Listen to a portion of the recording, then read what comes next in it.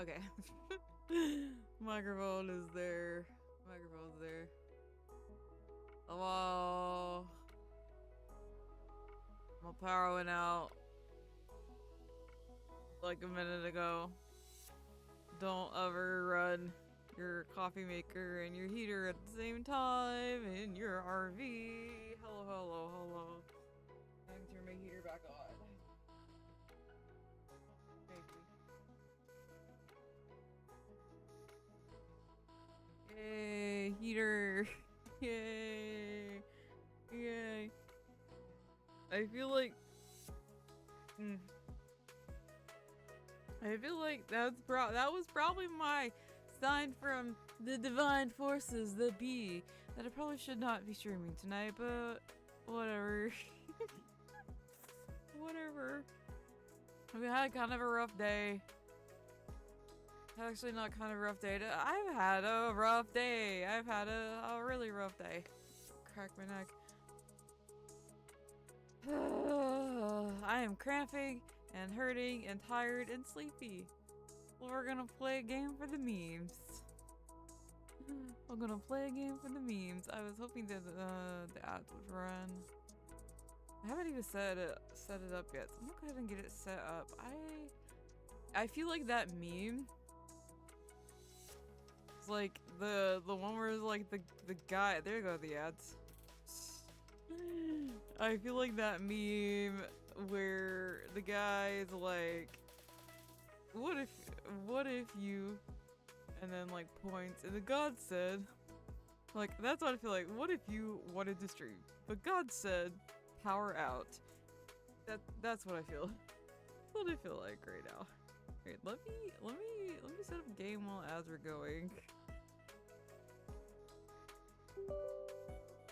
Yes, Steam. Steam, please. Steam, please. Let me check. Okay, I'm not bouncing that much. Ooh, for the meme. Do it for Vine. Whoa! Okay, whoa! Whoa, that's loud. Alright, alright. Chill, daddy. Chill. let me, oh my god.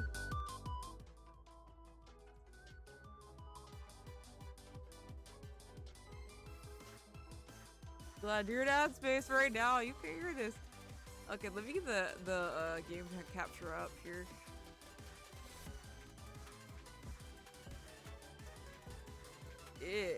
Oh yeah. Oh yeah. Oh yeah. Play the intro again. No, give me the intro again. I need the intro again.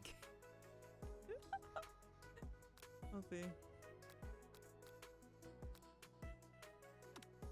I missed it. Volume's a little high. That's right. Colonel Sanders, the Otome game. Happy Valentine's Day. I wonder if I can I play the intro again? It was a pretty cool intro. Hold on, I want to play it again. I'm gonna close this and restart it. Yeah. I'm gonna close it and restart the game. Cause it was a pretty cool intro. Colonel Sanders, I love you, Colonel Sanders, the Otome game. Fried chicken. There we go. Awesome.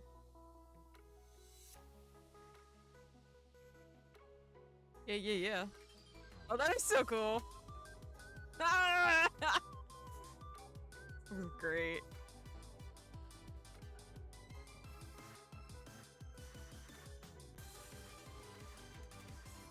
Brilliant. It's a masterpiece right there. Let me turn chat off. Sorry, chat. That's so cool. Yes, boy. It's I love you, Colonel Sanders, a finger looking good dating simulator. This is great. I'm gonna drink some tea.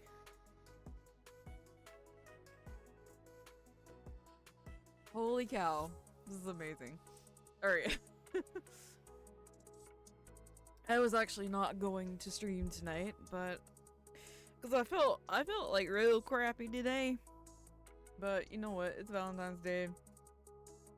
Valentine's Day. I think this is a pretty short game, so I'll be able to just get through it. We'll do a new game. Tell us your name. My name is Alligator. Yeah. Chicken.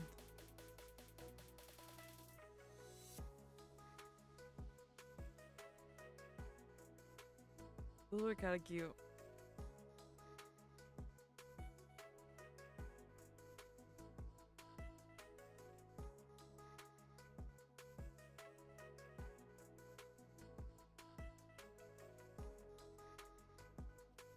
Alone on Valentine's Day? No need to be. With the Colonel, you're never alone. Alright, cool. I get to do a little bit of voiceover. You sleep softly as the morning sun casts a warm glow through the window of your modest student apartment. The world is peaceful and serene. You can stay in this moment forever. Or you could wake up. Now. Your first day of culinary school is no time to sleep in. Smack that clock. Up and at 'em. Throw the clock out the window and stay in bed forever. Throw the clock out the window. He slept through the school year and gave up on the once-in-a-lifetime opportunity to meet Colonel Sanders. Echo Eye Cuties! Hello! Welcome. Game over already? You might not be cut out for this. That's right, we are playing the Colonel Sanders Otome game. Happy Valentine's Day. I give up, or let's try that again.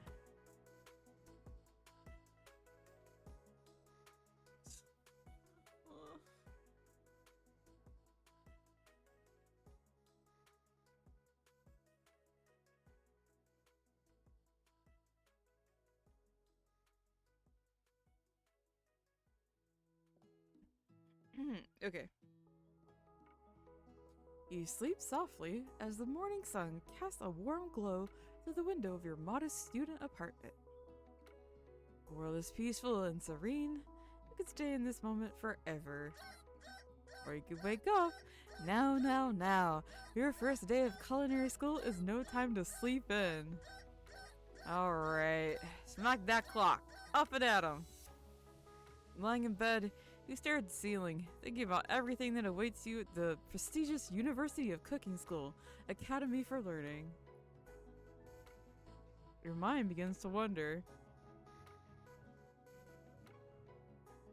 who will be there, and what will you cook? What should you wear? Time begins to fly by, and you find your imagination getting away from you. You need to take this seriously, or you allow yourself to daydream a bit, thinking about the future. Oh, me, I would daydream probably better all day. But, I feel like the right choice is to take it seriously. Also, who is these guys? Who are these guys up here? What if I daydream? Do I just not ever go to school? It's here, finally! Your first day of culinary school. So many dishes to prepare. So many students to meet. Your mind is swimming with possibilities when you realize you're running late. You grab a biscuit and burst out the door in a hurry. Delicious. Just what you needed to wake up those taste buds. Yikes, you're in such a hurry. In fact, you forgot to put on any deodorant before running out the door. You're sweating buckets, so you rush to arrive on time. Uh-oh. I've done that before. Standing in the quad, you gaze upon the magnificent University of Cooking School. Academy for Learning. Here comes your lifelong best friend forever, Miriam. She's the most adorably awkward person you've ever met. You absolutely love her for it. She is very cute. Good morning, alligator! Are you excited for the first day of the rest of our lives? Actually, as I sure am. Excited, a little nervous. Okay, a lot nervous. Just that this morning I made breakfast for myself, but, well, when I ate it, I couldn't taste any love in the food. What if I'm no good? What if I fail? Classic Miriam. Raised by Master Chef parents, she's always held herself to a very high standard. Ever since we were little babies playing together, you rescued me from that quicksand box. It's been clear to me that even the most loving, caring person I know, you're gonna do great. You rescued us from the quicksand box. But with the University of Cooking School Academy for Learning's famous 3-day only semesters, I'm afraid of being left behind and never catching up. A sweet girl, Miriam has always had a flair for the dramatic. This summer, she got so nervous about her first kiss that she chipped a tooth practicing on a mannequin. Should you pep talk her or change the subject to give her some relief? Pep talk your best friend or change the subject to school gossip. I'm gonna give her a pep talk. Remember last month when we saw that fortune teller and had our tarot cards read? The lady with the mask gave me nightmares. I've been trying to forget. I know she looked spooky, but she was so sweet. She told you that you were destined for great things. Remember that car with the fancy looking tower? Oh god, she got the tower. And that other card featuring the handsome fellow in the red suit? You mean the devil? Oh no. Miriam, those are not great cards to get. I've been waiting so long to meet a handsome fellow I could call my own. And I'm sure you will soon. In no time we'll be graduating and you'll be delighting the world with your heartfelt cooking in no time at all. Wait, in no time and no time at all, wow. Okay. As you talk Miriam up, you can feel her nerves begin to ease. You know what? Maybe everything will be okay after all. If not, at least I have these killer bangs. Do you believe I cut them myself? You could definitely believe it. I, cannot believe it. Or you get another word out. You're rudely interrupted when someone smacks your books and custom engraved measuring spoons out of your hands into the ground. Hey! It's Ashley. Ashley. It's pronounced Ashley, but it's spelled Ashley. Your arch rival. She is totally evil. But you can't help but be filled with jealousy. She can get anything she wants and she knows it. Hello, Ashley. Oh, I didn't see you there, chicken shins. Leave alligator shins alone. They're perfectly normal shins. Ugh, can't stand Ashley. Even her name's annoying. You know for a fact that it's actually Ashley. She had to add extra letters to make herself feel better than everyone. It's literally a meme. There's like a subreddit for people that are like named like that. A little sip of water.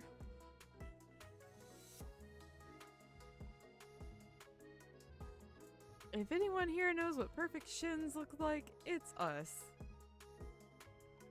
We're not gonna let you or your really weird insults get to us. Across the quad, you see Ashley's best friend, Van the Man, has stopped to look at his own reflection in the mirror.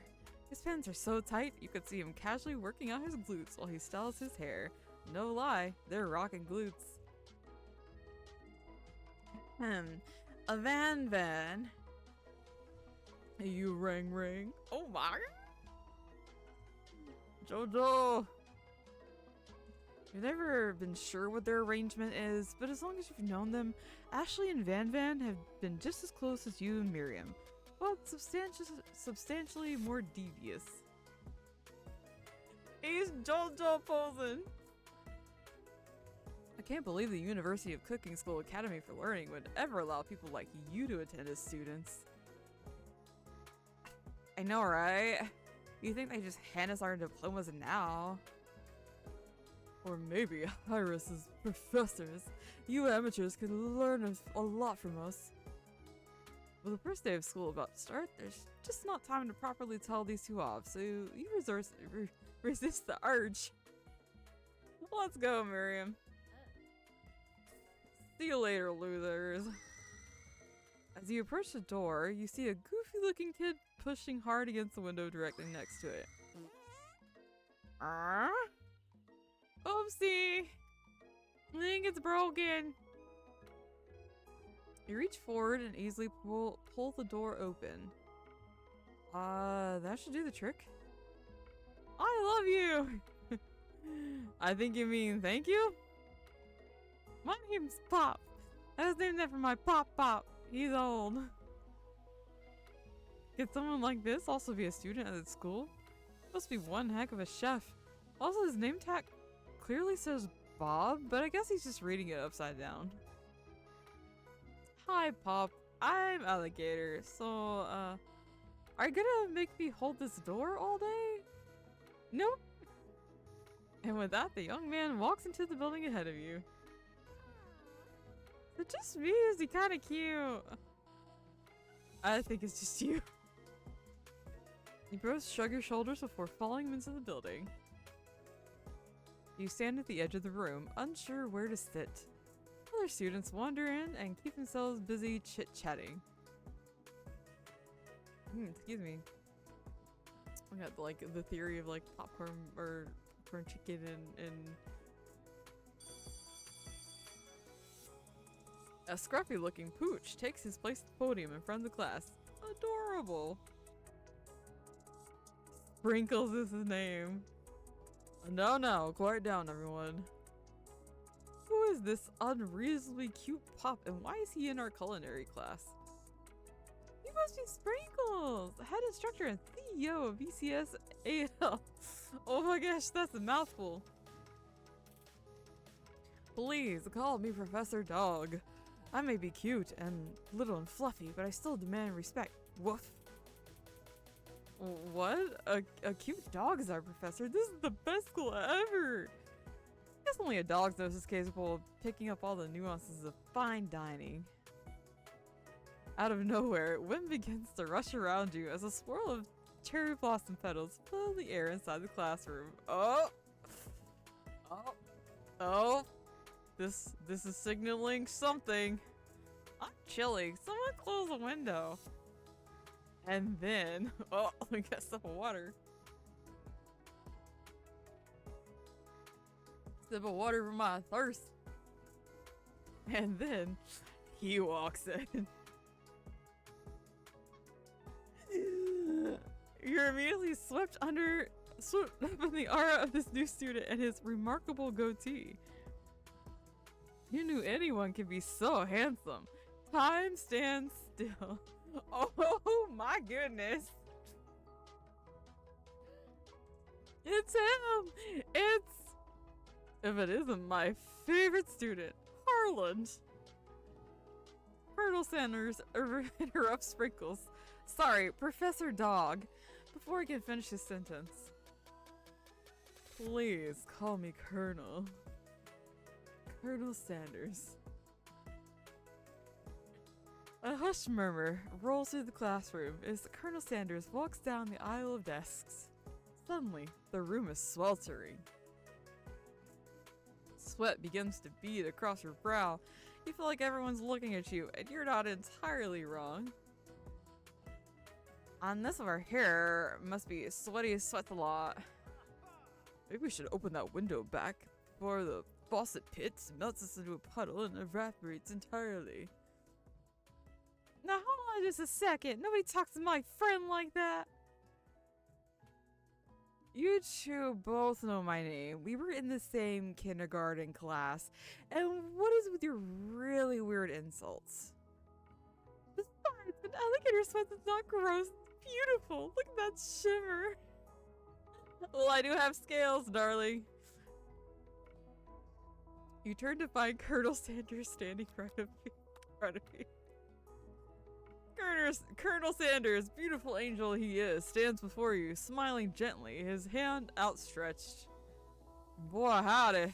Oh wait, I gotta give him the Kentucky accent. Hold on. Wait, I don't know a Kentucky accent. I'll just give him a regular Southern accent. Boy, howdy. This classroom gets hotter than a Kentucky friar. Please, I use my handkerchief. That's a little more Georgia. Or Carolina. You freeze up. Colonel Sanders is talking to you. Wait, Colonel Sanders is talking to you about how sweaty you look? You're completely mortified. Can't be your first interaction. What if you never forget this moment? With the kissy face and everything. How will you respond? Take the handkerchief or refuse the handkerchief? Listen, you never refuse a gentleman's handkerchief. It is just not done. It is just not done. As a prim and proper Southerner, you never refuse a handkerchief. You take that handkerchief. You stretch out your hand as Colonel Sanders places a fine silk handkerchief in it. It's so beautiful. You hesitate to press it to your face, but when you do, the feeling is transcendent.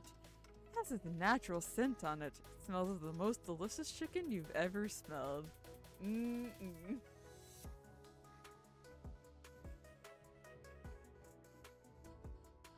Professor Dog steps in to settle the class down and set some ground rules. Welcome to University of Cooking School, Academy for Learning, the greatest culinary academy in the world. The birthplace of culinary legends past, present, and future.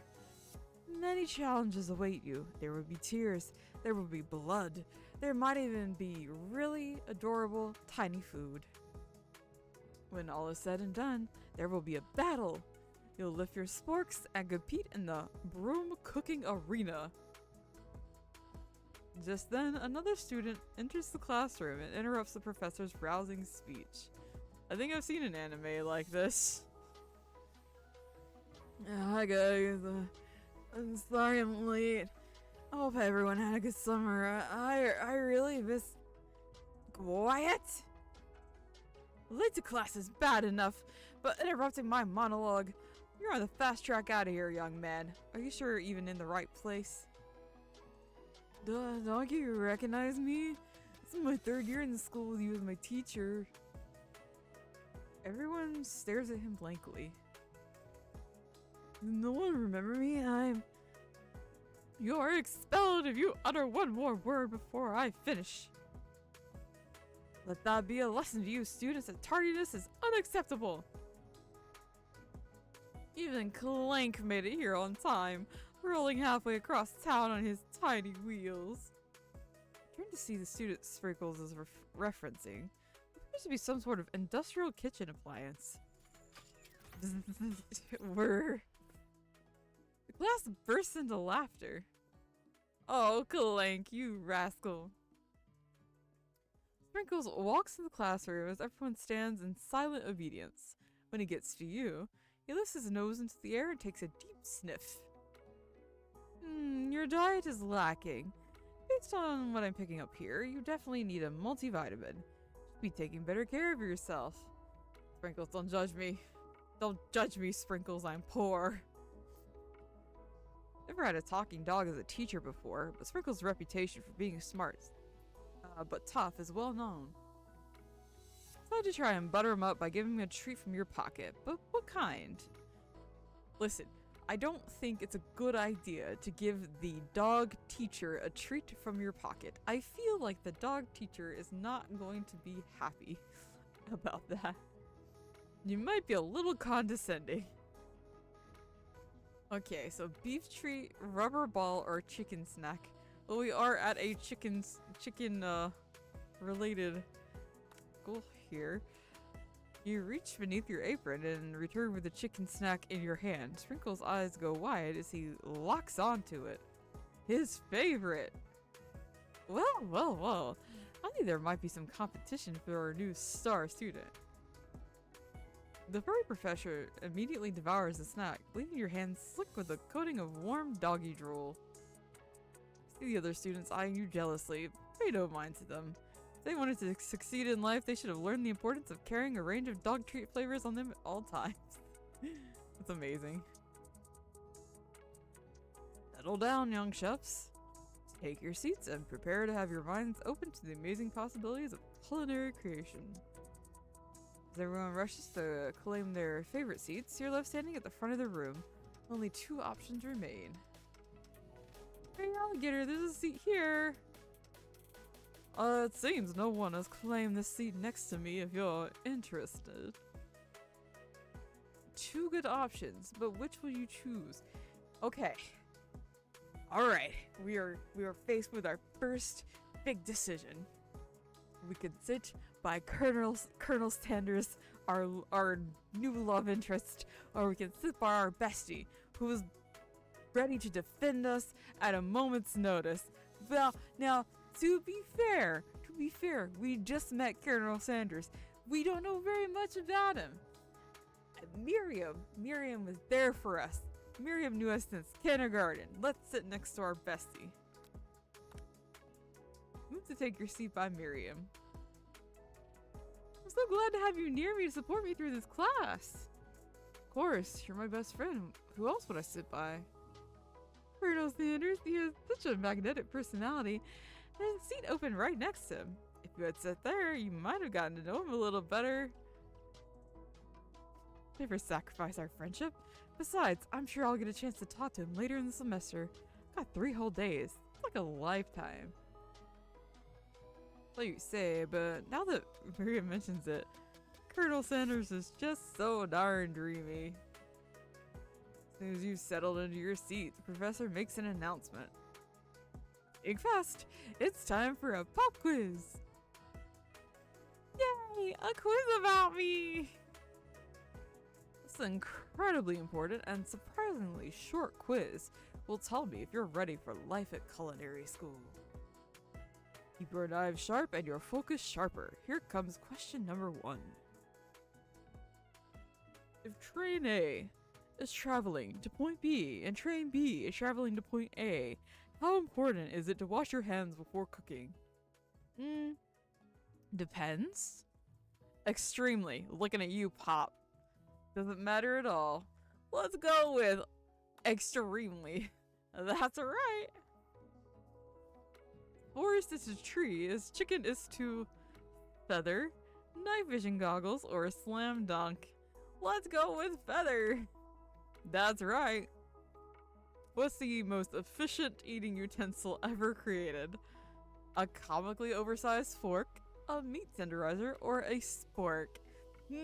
I wonder what it could be. That's right. And what food is best for a broken heart?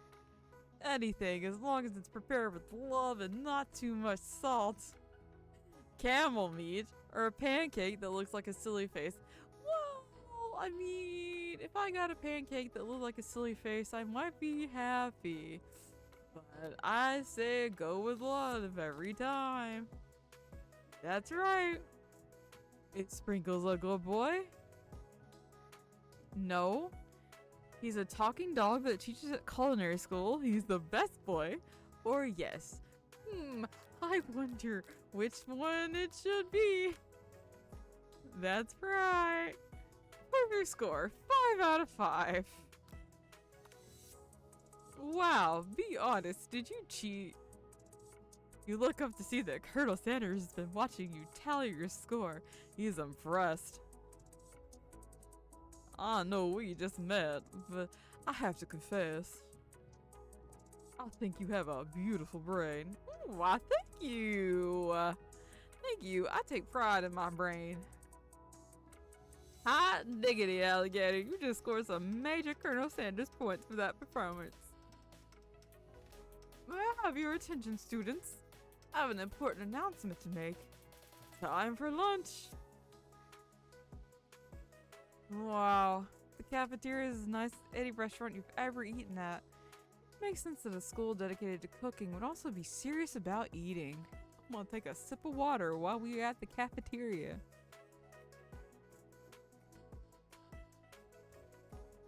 So Colonel Sanders is looking hunky. This is actually a really nice cafeteria. Oh my goodness. A delicious fragrance wafts wafts through the room, tickles the end of your nose. Your mouth waters. Smell it? Must be our lunch. It smells crazy good. Everyone, can I have your attention? Is it about lunch? No, I just wanted to apologize for my tardiness. You see, I was... howdy, folks. I'd like to make an announcement. Hey, I was... It's about lunch. Everyone cheers. But I... Lunch! He said, shush. In honor of the new semester, I prepared something special to share with everyone for lunch. That must be the smell I smelled. Indeed, that smell. You hold your breath, waiting to see what food this mysterious student has created. You've heard he's very talented, but were the rumors true? Is this? Colonel Sanders lifts a large bucket above his head. Its contents glimmer in the light. Piled high are 2 huge pieces of chicken, breaded and fried to a crispy golden finish. Oh, that looks good. Chicken. The aroma envelops you and you begin to feel warm and safe. Colonel Sanders filled a bucket with chicken? What a novel concept.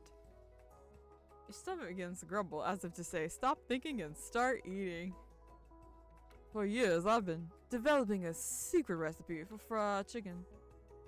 By my calculation, nothing less than 11 herbs and spices are required to achieve the perfect balance of flavors.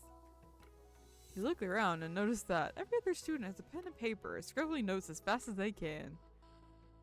That's all I'll say about that. Well, you think we want your stupid recipe, dude? I'm gonna change his accent all like halfway through the... Sure. Nah, my dude, no. I'm just drafting a last will and testament in case one of those ingredients is poison. Got him. Looks around nervously to see if anyone else is laughing at his sick bird. You wait to see what zinger Ashley's prepared to follow up, but she suddenly takes a different approach. Yeah, and I was just like, writing in my diary. There, diary. Today I smelled something beautiful. I knew at that moment that only the hands of a true gentleman could fry chicken so tender. Oh, girl! Calm down, Ashley. You see her body language change from bitter and evil to sweet and innocent as she slides closer to Colonel Sanders. She realizes that he is destined for greatness and fame with cooking skills like this. She wants him all to herself. Oh, please. Well, then found the man, if you don't want any. I'll take you. Well, hold on. I mean, I guess I'll try it. Takes one bite and his eyes grow wide. He starts contorting his face. He tries to hold in pure exhilaration and act unimpressed. Easy now. That's enough for everyone. Please, my fellow classmates, dig in. Take one of the pieces of fried chicken out of this bucket and sink your teeth into it. It's amazing! Tasting Colonel Sanders' food transports you to another dimension. Along with your taste buds, Gripping a drumstick in your hand, you float weightlessly. Oh my gosh, I just realized my music's been on this whole time.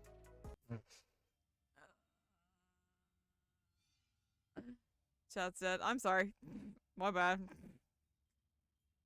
My bad. Dude. Probably because my power went out. Chad was here earlier, but my power went out. Focus your mind and meditate on this moment. Try and identify every flavor. Savor the moment. Everything tells you about Colonel Sanders' culinary art, or swim toward the light. You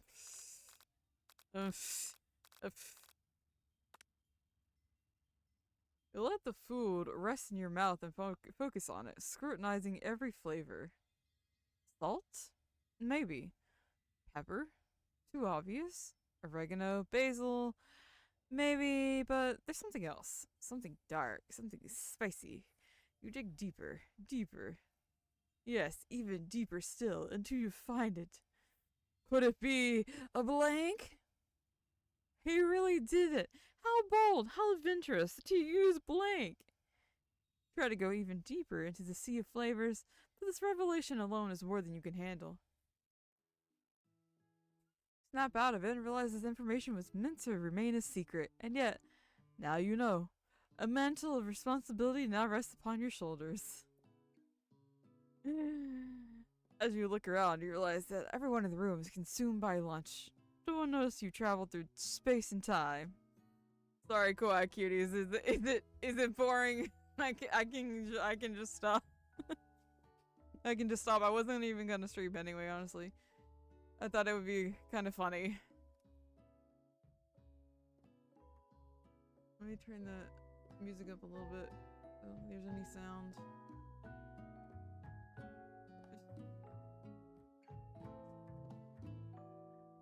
After tasting his food, you try to get some one-on-one time with Colonel Sanders. You approach Colonel Sanders. Do I have to say Colonel Sanders every time? This is like talking to my professor. It's like, it's not Professor this, it's Professor blank blank blank. Colonel Sanders smiles ever so softly as you approach. Stops what he's doing and allows you to break the silence. Colonel, I wondered if I could talk to you for a second? Anything for a fellowship. What exactly is on that chicken? How bold of you to come out and ask. It's an idea I had for a new combination of flavors that'll make me my fortune and establish my legacy for all time as I open a chain of highly successful fried chicken restaurants. No big deal. Just you and me here talking, I can keep a secret. In fact, I got some of my own I'd be willing to trade. Oh, what's the rush? Semester's only getting started. Got 2 more whole days to get to know each other. He's clearly not gonna give it up easily. Doesn't hurt to be persistent. Sanders being looking hot, right? Sanders be looking tasty. You know what they say about secrets, Colonel? Shouldn't learning be fun? Aww. You got moxie, I'll give you that. Colonel Sanders looks both ways to make sure you're truly alone, and then leans in. You can feel his warm breath as he whispers. Just one ingredient, but you can't tell. I use blank. Something my great-grandmother taught me. Oh, wow! Never would have guessed that. In fact, you're not even sure where you'd get some if you searched. And blank definitely isn't the flavor you tasted before. So now you're 2 ingredients closer to knowing the full recipe, but you don't tell Colonel Sanders that. You're wrapped up in that huge revelation. Notice that Colonel Sanders has disappeared. Everyone else is still in the cafeteria. You decide to look for him. Find Colonel Sanders outside, standing in the quad. Oh, it's you again. Howdy. I can't believe I forgot how to do a southern accent. I'm like, I'm like, wait, I should give him kind of like a not a posh, kind of a fancier Southern accent. Like he's got a little class to him. Like he's Scarlet. He's Scarlet. What's her last name? And Gone with the Wind. Sometimes I like to come outside and look at the school buildings. Think about how my story will continue on after I've graduated. Sounds like you have big plans. I dare say the biggest. I'll leave my mark on this world. You can bet on that. Alone together for the first time, you figure now's the perfect moment to show your personality to him. Neg him to show your own strength. We're negging. Wow him with a big idea to add an additional ingredient, really spice things up. Be modest but thoughtful. Nah, okay, so I don't think I'd pick any of these. Be modest but thoughtful. If I wow him with a big idea, I feel like he'd be offended. Like, how dare you suggest an extra ingredient? But I'll suggest that anyway.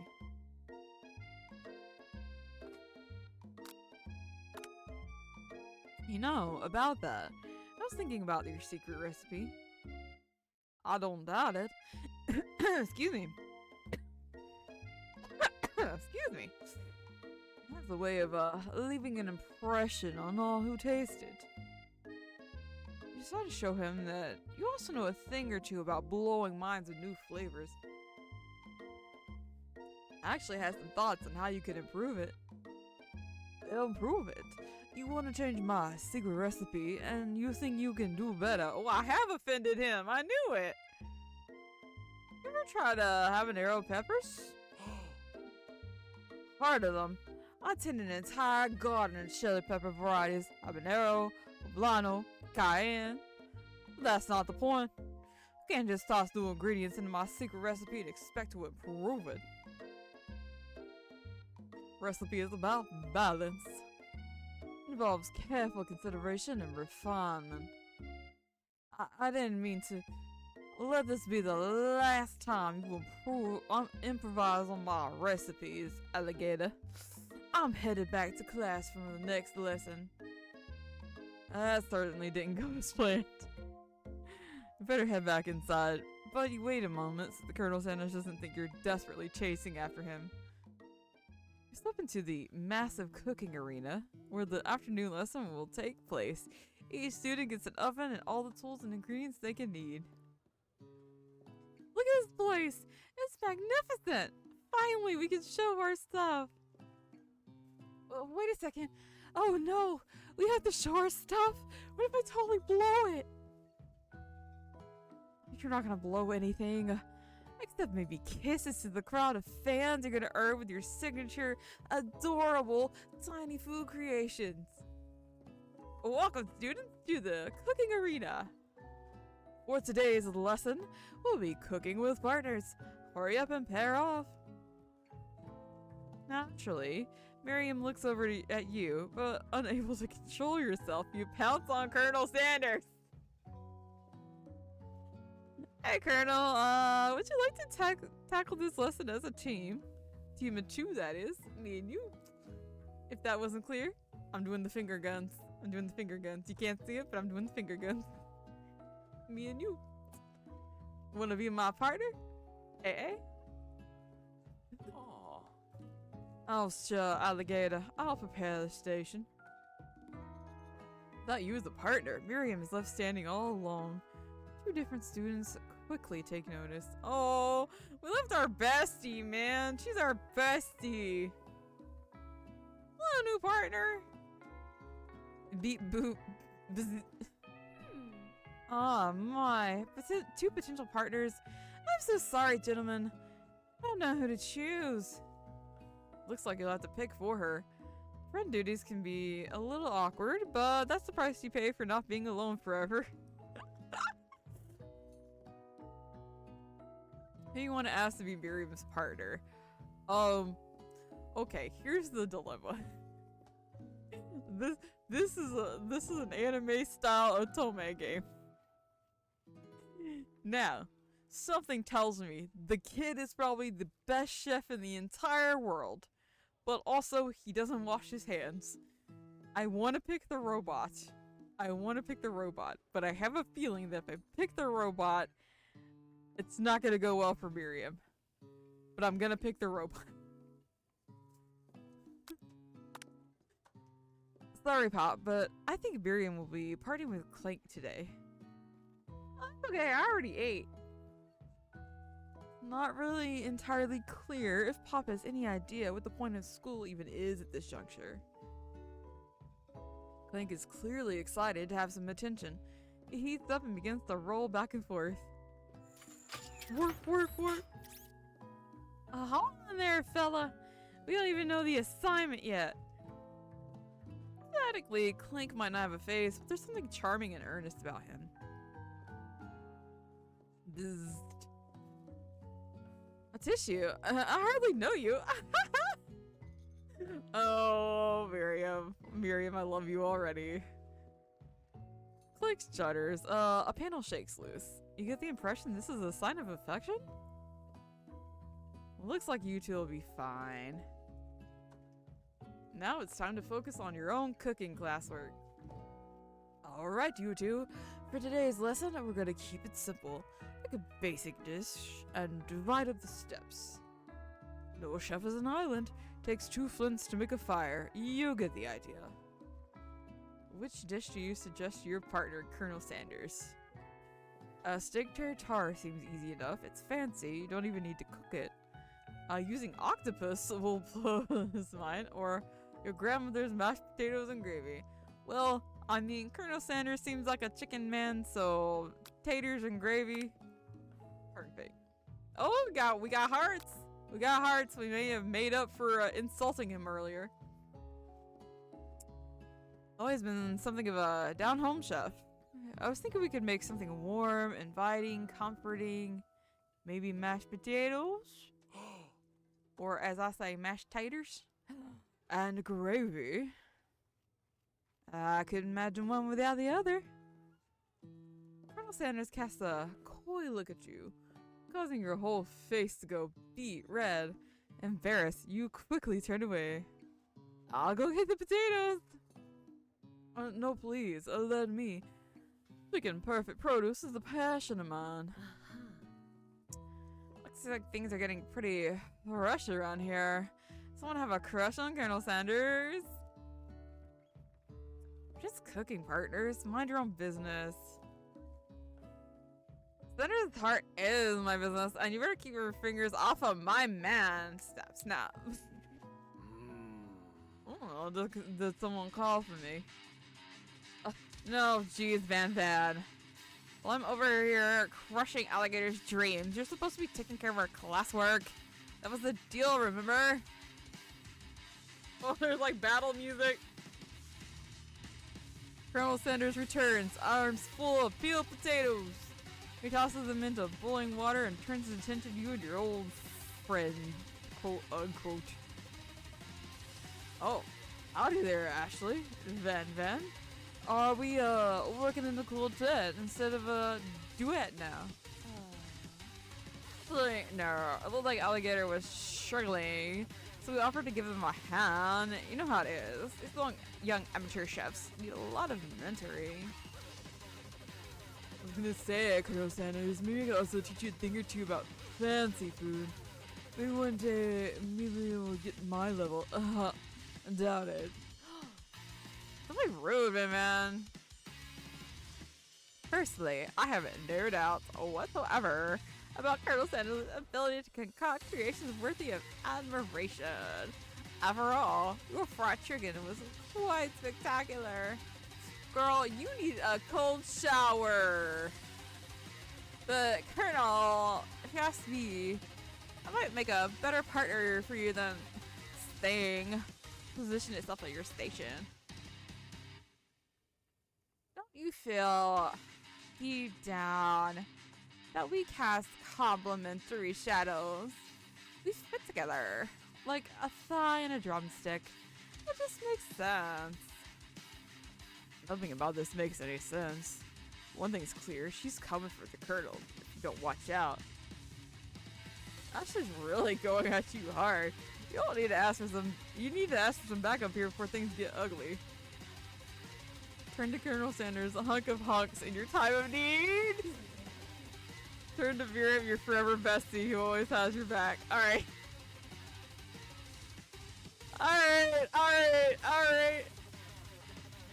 Alright. This is a difficult decision. Hunk of hunks in your time. Let's be a damsel. I'm here to learn and express myself via my cuisine, not bicker with prima donnas. Partners were chosen at the beginning of the class, so let's all respect the format, okay? You turn to Colonel Sanders to confirm you're on the same page. I chose Colonel Sanders, and Colonel Sanders chose me. Isn't that right? A businessman respects all fair agreements, from contracts to handshakes. I took on Alligator as my partner for this activity, and I stand by it. Based on your team behavior, you're perfect for each other. Neither of you has Alligator's natural talent or that loyalty. That's right. Being defended by Colonel Sanders leaves you feeling proud and full of potential. I look for Sprinkles and hopes he might step in, but he's nowhere to be found. Darn those cute corgis and their short but sturdy stature. You look down at your station and realize that in the touch of the moment, your hands have been cooking on autopilot. Distracted by the drama, you already crushed the boiled potatoes into a perfectly creamy mashed texture with plenty of butter and cream for flavor.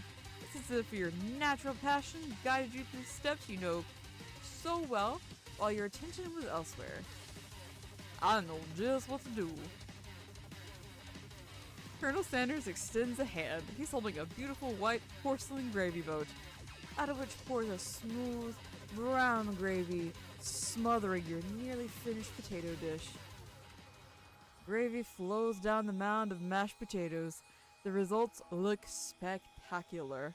Granny would be very proud.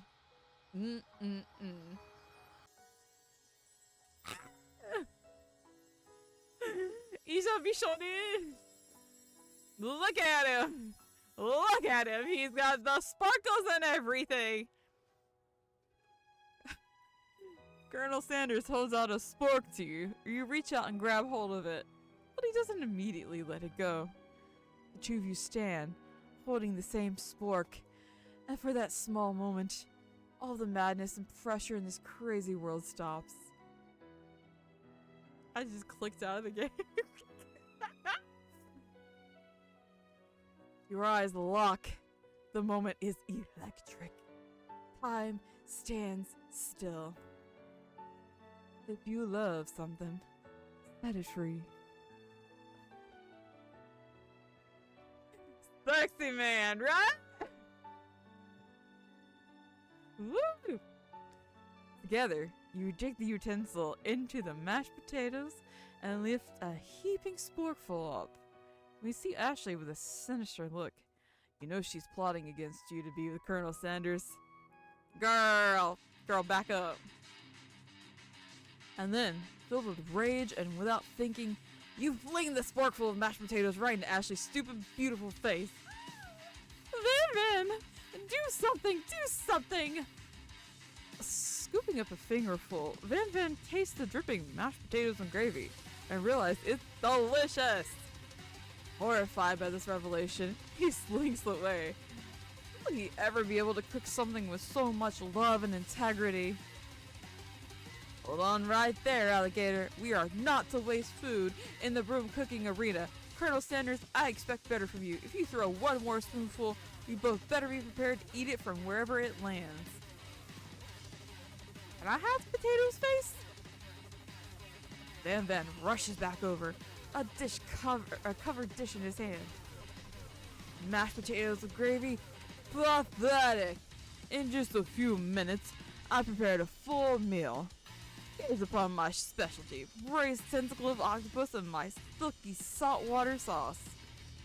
Plated on a battle axe carved from my supreme chef ancestors. You ignored me for too long. That ends now. It is I who will have the first bite, and you'll look on with envy. The interrupted student brushes at Van Van and swipes a bite of his signature dish right off the plate. No, don't! Something about this dish doesn't strike my nose quite right. I think the octopus is rushed. It may have turned in the process. The results could be toxic. Too late. It's been eaten. I think I left something in the oven. I don't feel so good. Again! Everyone step back! Don't take another bite! When you look at the plate, the rest of it's gone. You notice the tip of the tentacle being slurped up into Pop's mouth. Pop winces in pain for just a moment, and then almost immediately is back to his obvious self. Or oblivious self. Whoopsie! Y'all, this escalated quickly! This escalated quickly! We got a dead student! We got poisoning! You know, that tastes like poison! The entire class is gathered to watch Pop's final moments. Shock has frozen the whole crowd. They are motionless as statues. The class bell rings, disrupting the moment. It's snapping everyone back to reality. It would appear that Pop's enthusiasm for trying new things, despite obvious danger, has inoculated him against poisons of all kinds. Ah, interesting. Not sure the professors here make enough money. Hello? I just turned into a ghost over here. You're shaken up by that really annoying student, all his nonsense. Colonel Sanders approaches you. Oh, I'm sorry you had to go through that. Please, let me walk you home. What? Like, for real? Come on. You follow Colonel Sanders out of the room. Oh, I gotta take a sip of water. That made my stomach hurt.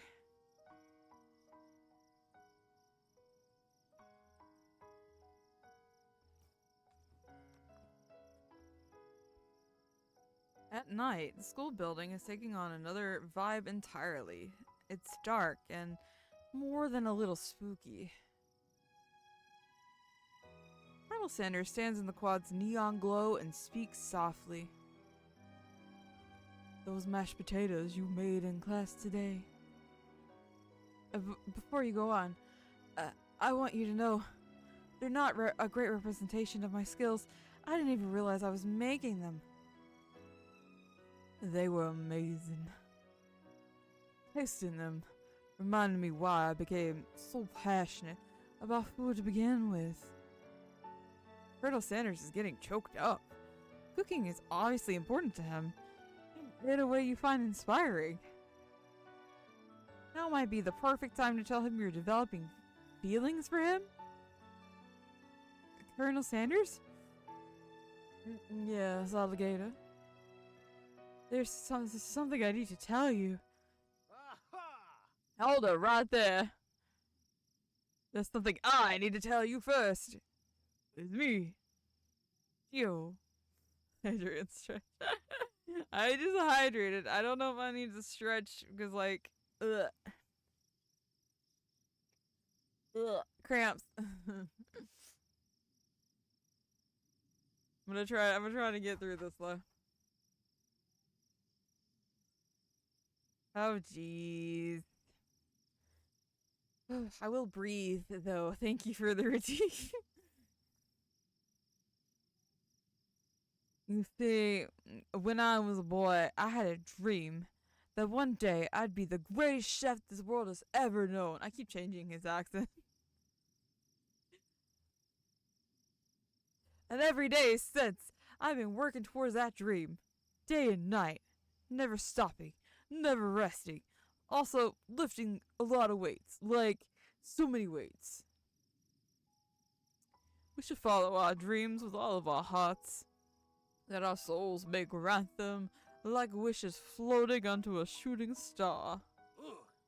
Hey, no, you, shut up! I'm the one here to say inspirational stuff and be the star of the story. Are we forgetting your cooking skills literally kill the guy? Hey, Ori! Welcome!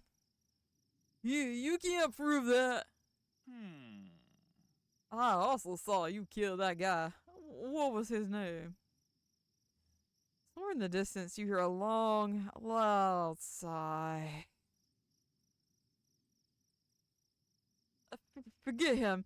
We was talking about me. Me. I'm the hero. The Spork Monster is here to fight a hero. Where did that come from? What? Yeah, I've been looking here now. Hi, Ori. What's happening? What is happening?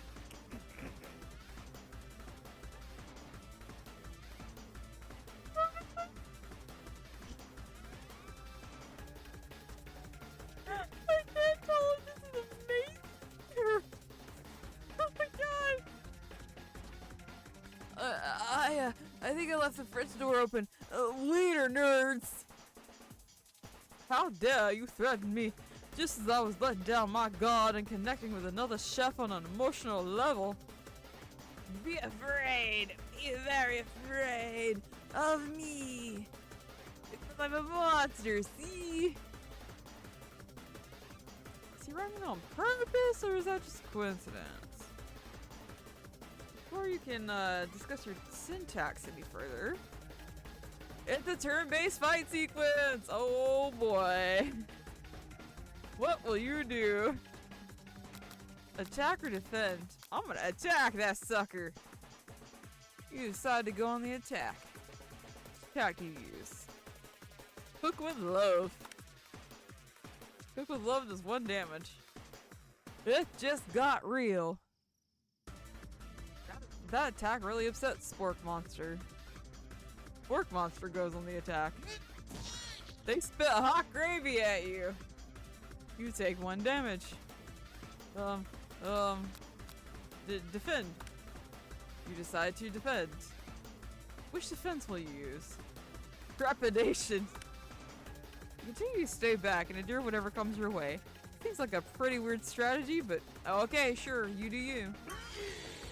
Spork Monster focus their mash mind and draws an energy from Mother Earth itself. What is happening? They grow larger and larger and more intimidating. How will you respond? Run away! Run away! Keep defending. Buff up.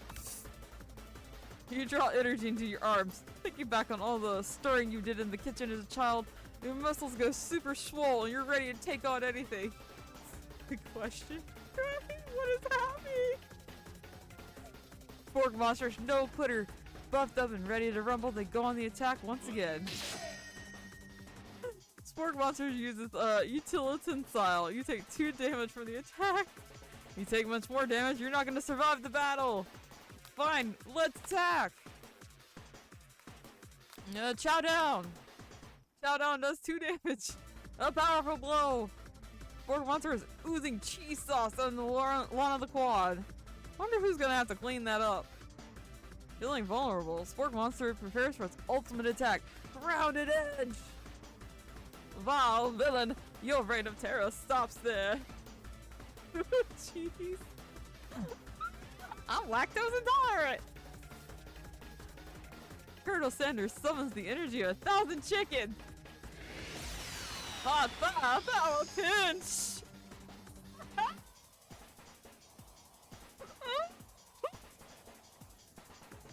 Y'all! Yes! Hot pot power pinch does 10 damage! Spork Monster is defeated! You saved me! An injured Spork Monster spews steam into the night. Forget mercy, finish him! Or spare the wretched beast. What? Okay, I know I would pick finish him. Because I'm... Oh, it's only game one time! Happy Valentine's, Ori! I thought it would be great because I had like a kind of a bad day today, like really a bad day today. So it was like, let's play this. This looks great. This looks great. What do you think? Should I finish him or spare him?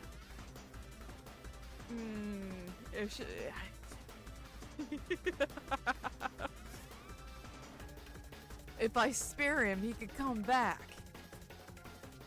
Forget mercy. Finish him. Finish him. No students will ever walk this quad in fear again. Monster messed with the wrong chef. Attack! Ready your final attack. You'll never survive my student loan debt destruction!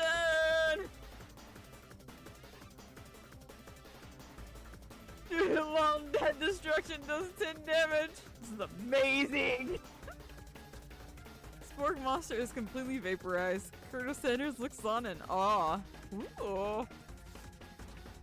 Student loan debt destruction! You continue to surprise me, alligator. The defeated monster left behind a special item. It appears at first to be a cookbook, but upon further inspection, it's so much more. It's a book of magic spells with a golden chicken on the cover. You open the cover to find a library card tucked inside. The last name to have signed it out is Orko. Orko. That name sounds strangely familiar. Blood is pumping as you stand in the quiet of the night, holding the mysterious book in your hands. Just come down for your battle buzz. Realize your final attack has left you completely depleted. The world around you begins to fade away. Without any energy to keep your eyes open, darkness overtakes you. Catch me, Colonel. He did! He brought me home! The image of Colonel Sanders flashes before your eyes as you fall asleep. He must have helped you get home. In your tired state, you don't know if you could have made it without him. What a guy! Want to thank him. You don't have the strength to utter a single word. Feel your covers being pulled up over you as you're tucked in tightly. Gonna go make some teeth. Just get wild. Okay, Ori. Good night, my Colonel. In your dream, you're together with Colonel Sanders. For some reason, Sprinkles is also there, instructing your love. Dreams are weird. Dreams are weird. Very, very weird. Oh my god, they're all flying on chickens!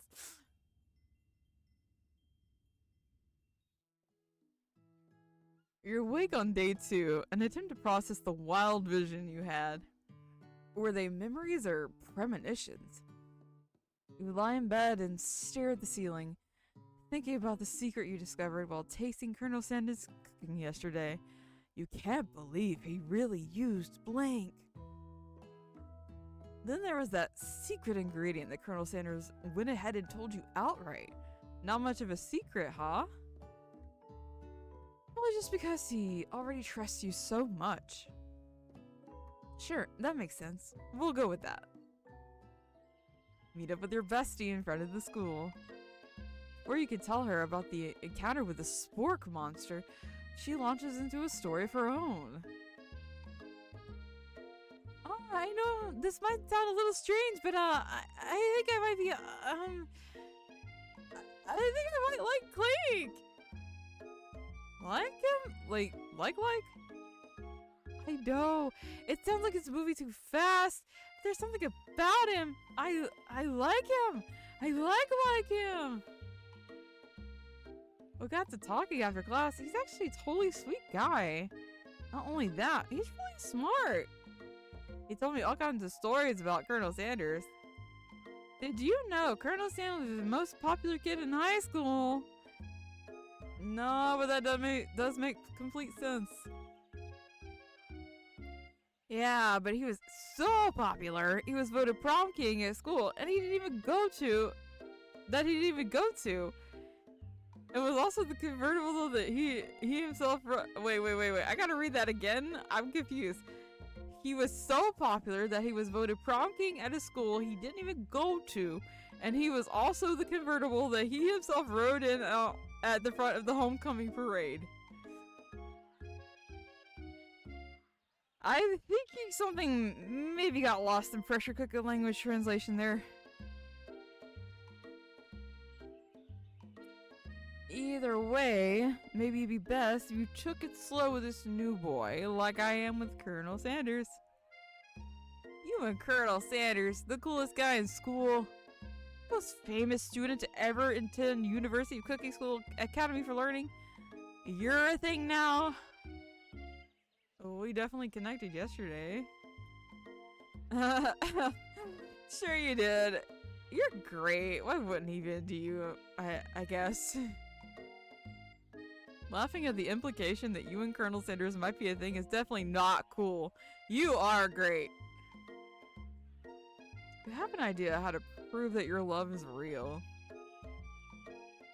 Well, if he's not into me, why'd he tell me one of his secret ingredients? However, you don't tell her that you know a second ingredient too, which you discovered on your own. Your bestie's eyes light up. A secret ingredient? Yeah, I just said that. A secret ingredient. Is there a dramatic echo in here? Miriam checks to make sure you're alone before continuing.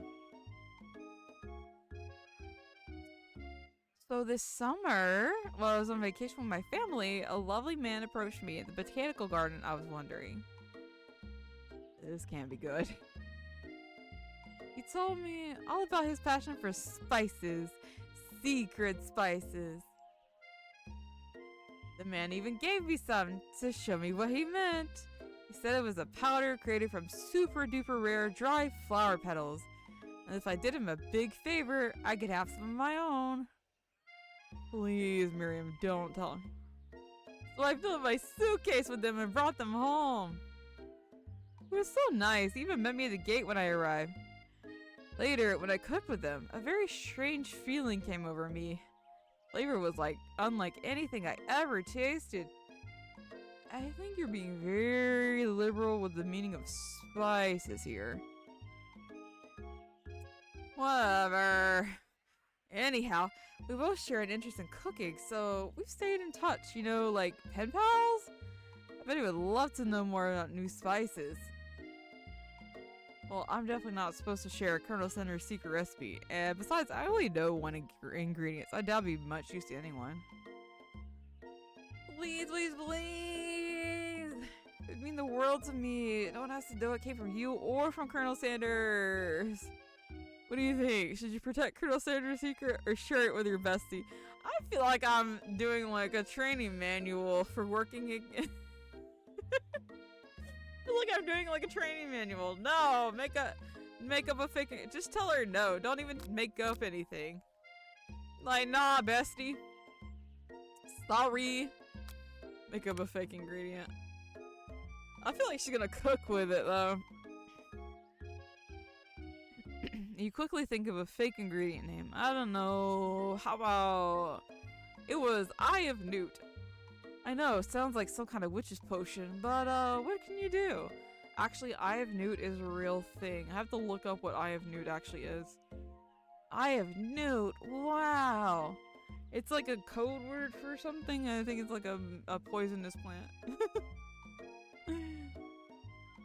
Her eyes light up, imagining such a thing, and you figure that you've satisfied her curiosity and she moves on. However, she immediately turns around and does some thumb typing on her phone you can't quite see. That's probably not good. Or you can ask her to confirm she was definitely not texting secrets to other people. You're interrupted. Wind rushes in. Cherry blossoms fill the air. It's Colonel Sanders! He's arriving at school. Oh, I gotta take a sip of water now. Oh boy, I gotta take a sip of water now. He's on a horse. He's on a horse.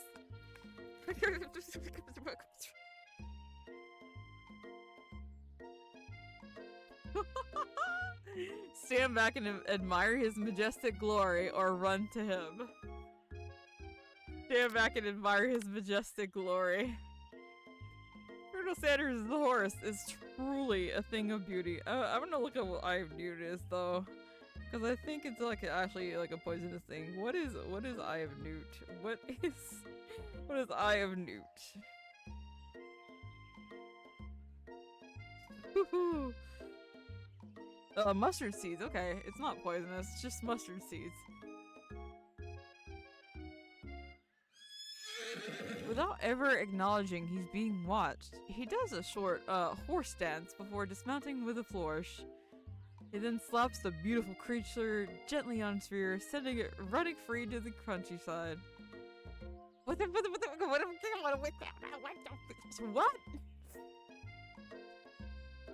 You're so struck by the sight of him that you lose the ability to speak coherently, and he has tears in his eyes with the cherry blossom.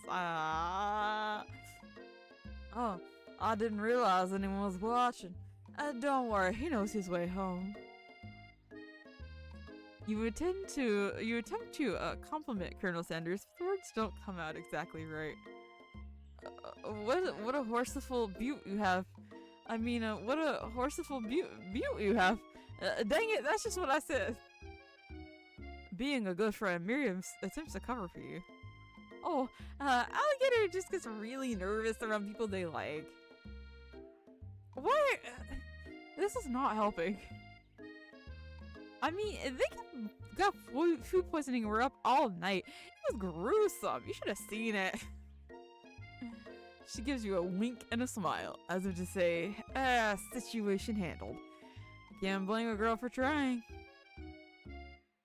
And with that, Colonel Sanders disappears into the school, leaving you and Miriam to follow.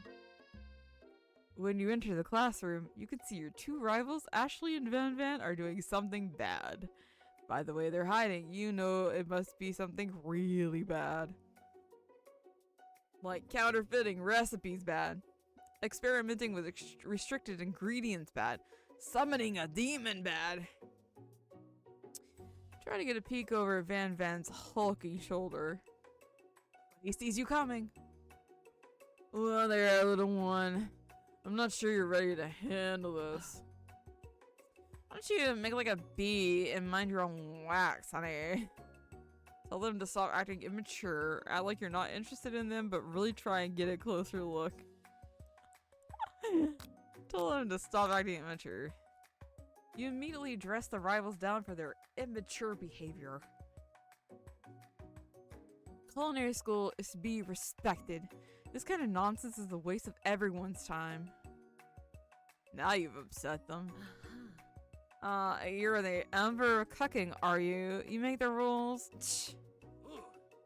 I'm not sure you know a good meal if it ain't you. Being the best chef in the world takes more than just culinary skills. It takes creativity. It takes panache. And it doesn't hurt. Choose a little evil. Finally get a look at what it was they were hiding, and you instantly recognize it. It's a book just like the one you found after your encounter with a spork monster. It's the same book that I found last night in the quad. Ashley immediately elbows Van Van, who hides the book behind his back. I don't know what you're talking about. The book is a family heirloom. Its contents are a secret. You notice they haven't been studying the book. They got Pop pinned to the wall, and they're tossing potato skins at him as he tries to catch him in his mouth. We're playing! Before you can dig in any further, you're interrupted by the arrival of more students. Almost time for class. Beep beep. Clank must be running late. He's in such a hurry. He rolls right over Van Van's meaty foot. Hey, watch it, you bucket of bolts. You watch how you talk to him. He didn't do anything. Womp. I think you're talking to? I never heard such a language, not even from a stand mixer. Womp womp. No, your mother was a stand mixer.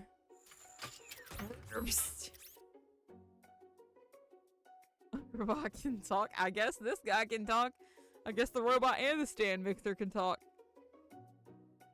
Van Van jumps to attack Clank, but Clank shocks Van Van, sending him flying across the room.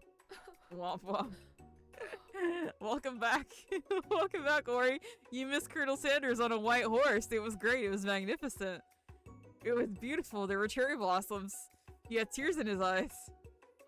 Attack me, Colonel Sanders! These crazy men are about to come to blows. I think it must be over me.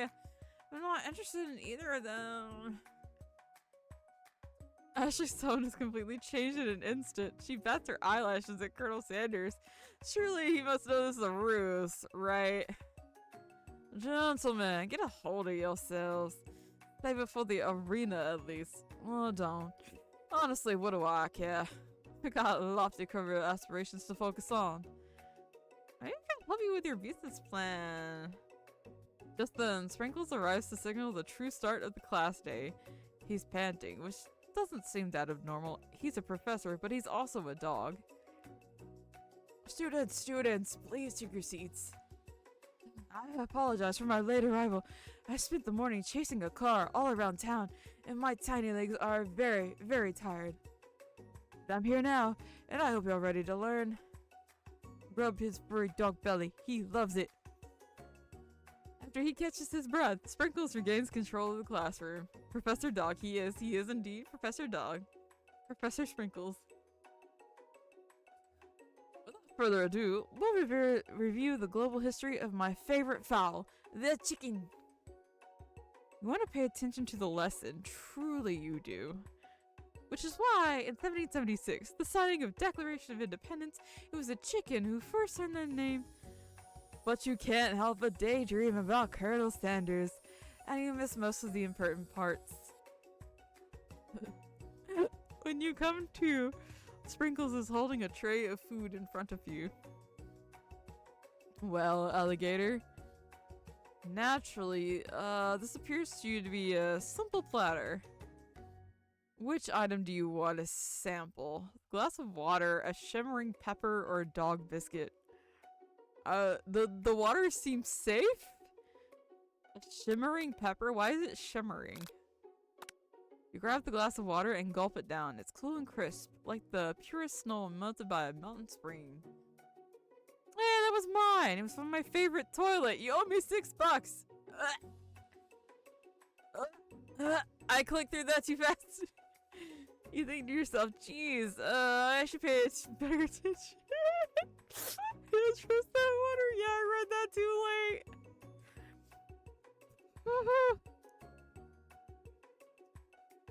late. Mistakes. I'm sure he'll forgive you. Someday. Come on, it's time for lunch. Before anyone can relax, the cafeteria lights dim. And your rivals enter to make a dramatic announcement. Today's lunch will be prepared via time competitive cook-off. The level of theatrics of these two is off the charts. Demand they stop wasting everyone's time or step up and tell them you're on. You're on! A bit of a lunchtime competition, eh? Count me in. If I have to wipe the tables with you fools before I step my lunch down on it, so be it. I'm not the fool, you're the fool. Good one, Van Van. I like your gumption, alligator. I'll be watching your performance. Just as things reach a boiling point, Sprinkles steps in. Surely he'll put a stop to this madness. Now, students. Please settle down. This is a lunchroom, not a sportsing court. Finally, a little sense. You breathe a sigh of relief. At least not until we turn on the timer. Timer ready. Just that huge light blasts you in the face, flashing the words timer ready. That's what I'm talking about. I stand corrected. No sock chef 2. No sock chef 2. No sock chef. No dog chef.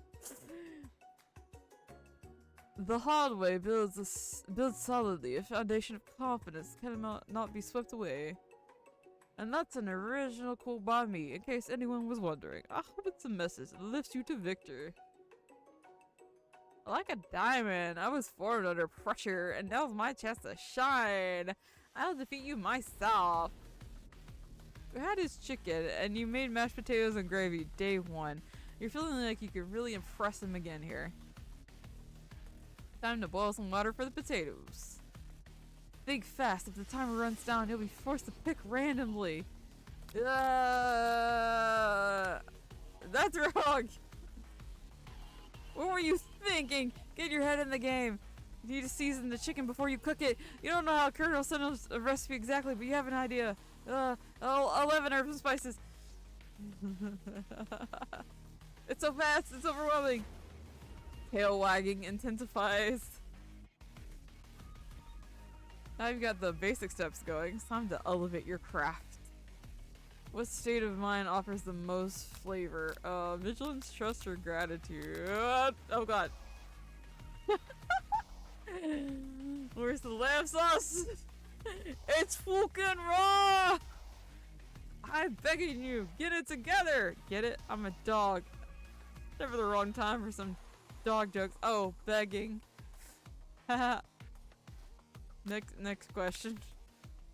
Your last makes are rooting for you, but Ashley is simply stronger and faster than you. You better pick up the pace if you want to survive. When you were a child, your father told you never forget where you came from. Every day, you meditate on his advice and draw energy from that place. That'll be a great time to harness that energy. So, small town, yeah. Try to shut out the noise of the arena and focus on your cooking. What's the sound of success? Fizzling. What's wrong? Oh, maybe get that spray bottle. Is this the end? Yep. Game over. Wait, is it gonna take me? It's not gonna take me back all the way to the beginning, is it? It goes so fast.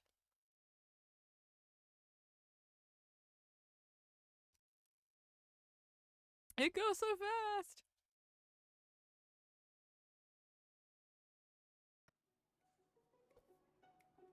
Alright, can I skip ahead? Can I skip fast forward? Can I just like tell them to shut up?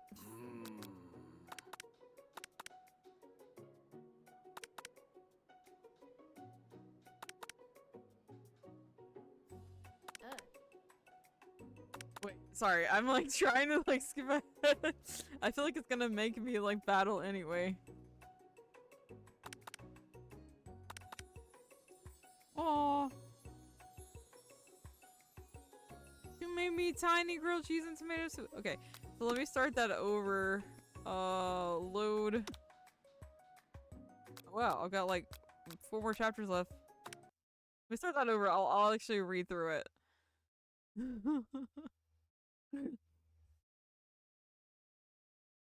I was like, I'm not sure if like clicking that's gonna like bring me back or not.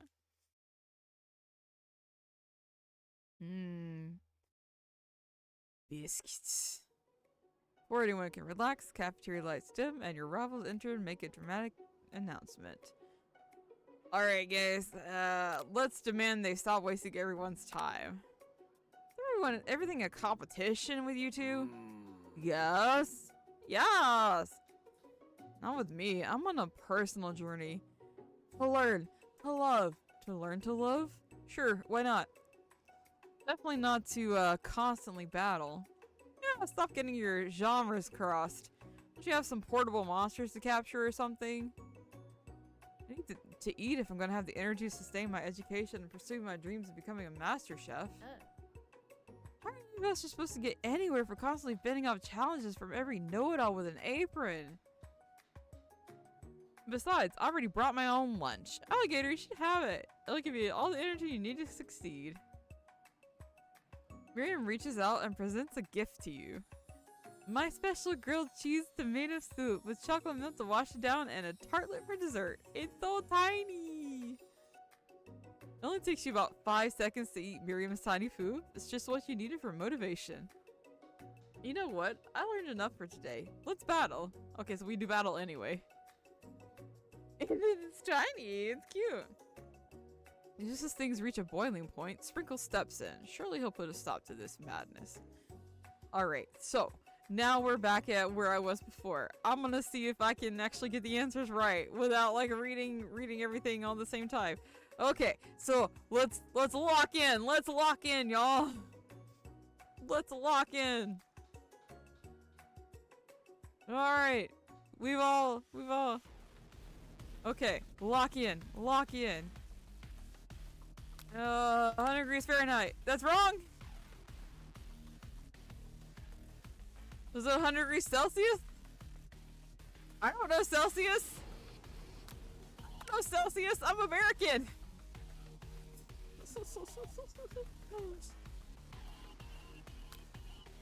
Gratitude. Yeah.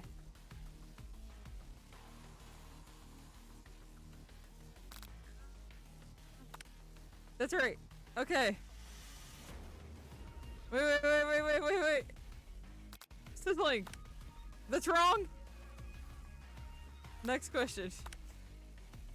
How many do I need to get? Oh, Colonel Sanders believes in me.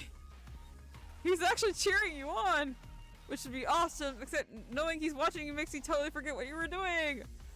Now all you can think about is Colonel Sanders. Oh God! No! You're stranded on a desert island with only one dessert cookbook. Which do you take? What a hunk! I know, right? You know what? Shouldn't you be focused on the challenge? You're falling behind. Wedding vows. Wait, what does that have to do with crafting spectacular fried chicken and delicate baked biscuits? Woof woof! You're really struggling to keep up. At the next station over, Ashley's already begun plating elements of her dish. It's colorful and complex. To make up time, you toss your biscuit dough in a stand mixer. As you do, the crowd gasps. Yikes! I know you love nothing more than to see a fellow appliance utilized in a kitchen battle, but sometimes that means sacrificing the personal touch. Brr. You might not have any hands, but Alligator does, and a good chef needs to be touching the dough to know it's properly mixed. There's an easy way and a hard way. You don't get far by going the easy way. When you hear everyone talking, you realize how serious your error was. You immediately shove your hand into the mixer to rescue your dough before it's over mixed. Alligator, no! When you're not fast enough and your hand gets stuck, it's immediately crushed by the quickly spinning meters. There's no way you'll be able to use that hand for the rest of the match. Lord of mercy! Colonel Sanders shakes his head in shame. No, Colonel! What you often find is that the easy way can turn out much, much more difficult. Everyone stop what you're doing right now. The battle's over. Can't be. I'm so close to finishing my dish. Sweetheart, look at your hand. You simply can't go on. Oh, that's too bad. Here I am with a completed dish ready to serve. Surely that makes me the winner by default. No, it wouldn't be fair to compare the two on account of Alligator's injury. You see Sprinkles begin to lick his doggy chops as he looks at the dish. But I suppose you should at least tell us what you prepared. Well, because I'm the sweetest, I skip straight to dessert. Under this white chocolate dome, you'll find a wide array of delights, taking you on a journey of flavor, tastes good and tells a story of excellence. I was going to ask Alligator to do the honor, but since you're injured, I'm afraid that the pouring of this creamer of a delicate hot chocolate sauce might be too difficult. Colonel Sanders, if you wouldn't mind lending me your strong, steady hand. Colonel Sanders pours the hot chocolate sauce on top of the dome, causing it to melt away, revealing the ingredients hidden within. Inside, you find a delicate fried cheese croquette atop a slice of honeycomb, ice cream 2 ways, tender nougat, and pearls of blackberry gelée. Colonel Sanders seems intrigued, but not as impressed, as he dips his finger into the chocolate sauce. Simplicity isn't your strong suit, is it, Ashley? Oh, you. As he places the sauce-covered finger on his lips, Ashley leans over and whispers something into his ear. A dab of sauce sticks to his mustache. Internalize the rage you feel or put yourself between Colonel Sanders and Ashley. I feel like I've already embarrassed myself enough. I need to internalize the rage. Your rage burns so intensely within your eyes, they burst into flames. The flames cause your eyebrows to catch fire and turn to ash as they fall off your face. This means people have a hard time understanding your emotions for the rest of the semester. Perhaps forever. Oh no! My eyebrows! Embarrassed and ashamed by your poor performance, not to mention your crispy, fried brow, you run for the quad to be alone. The beautiful weather feels like an insult inside of you. A storm rages. That's Colonel Sanders. He's probably here to tell you that he and Ashley are in love and decided to get married. Wouldn't even ask you to cater his wedding because you're a terrible chef and an awful person. This is my internal monologue every day. You try to hide from him, but he approaches you directly. I know you're hurting right now. Not just from the devastating loss, but from that run-in with the mixer and that small fire. You get that checked out. Fine. Can't you just leave me alone? I'm a loser. Not fit to fill your fryer. I'll never be a master chef. Failure's part of life, not just for you, but for all of us. Do you think I've never failed at anything before? That's exactly what I think. Well, think again. I wasn't always the man you see before you. Enrolled in culinary school, incredibly handsome, successful, motivated. Well, handsome, sure. I was born that way. But I walked other paths, and arrived at dead ends. I was passionate about life, but I failed at it as an obstetrician. I was passionate about justice, but I failed as a lawyer. I didn't know that. Assume my delicate ribbon tie, my well-kept beard, and assume I've got it all together. It's true now, but it hasn't always been. Sounds like this guy could really use a hug. I resolved then that I was going to amount to something. No amount of hours, labor, or money would deter me from giving the best I had to give. As Colonel Sanders changes focus, you can see something ignite inside him, a burning passion. One has to remember that every failure can be a stepping stone to something better. My new dream is pure. It's honest. It's something a humble man in a crisp white suit can be proud of. I'll create a new chain of chicken restaurants that'll bring joy to the entire world and make up for my past misdeeds. Yay! This is your moment grows intimate. You're interrupted by a threatening shadowy presence. Is it another monster? It is another monster. Battle scarred from the night before. You prepare for the worst. It's the Spark Monster. I thought we finished him off. Gorko, the Spark Monster, here to fight our hero. Anyone feeling a bit of deja vu? I'm sorry, Gorko, but I could have sworn we already battled you last night. That was Borko, my twin, and I, Gorko, am here to avenge them. Are you stronger than Borko? Well, we're twins, so, no, not really. We're pretty much exactly equal in every way. Why do you ask? Colonel Sanders smirks. He's already on the same page as you. It's just that we beat Borko pretty easily, so I don't think he'll have much of a chance. Not to mention, I feel really guilty about that. If I could take it back, I would. What I think Alligator's trying to say is, can't we just be friends? The life's too short for making enemies. I suppose we don't really need to fight. It's just I got these pointy teeth and claws. Well, I've got pointy teeth too, and claws too, and a big tail. You don't see me going around fighting everybody. All the better for enjoying tasty foods. Sure you like to eat. Don't we all? Of course I do. Inspiration strikes and you come up with a quick idea. Jump on this! You toss a biscuit into Gorko's open mouth and he devours it in one gulp. Delicious! You're much nicer than the evil students who tried once upon a time to turn me into this creature who stand here today. I don't believe it. You were human once? Oh no, I was a chihuahua.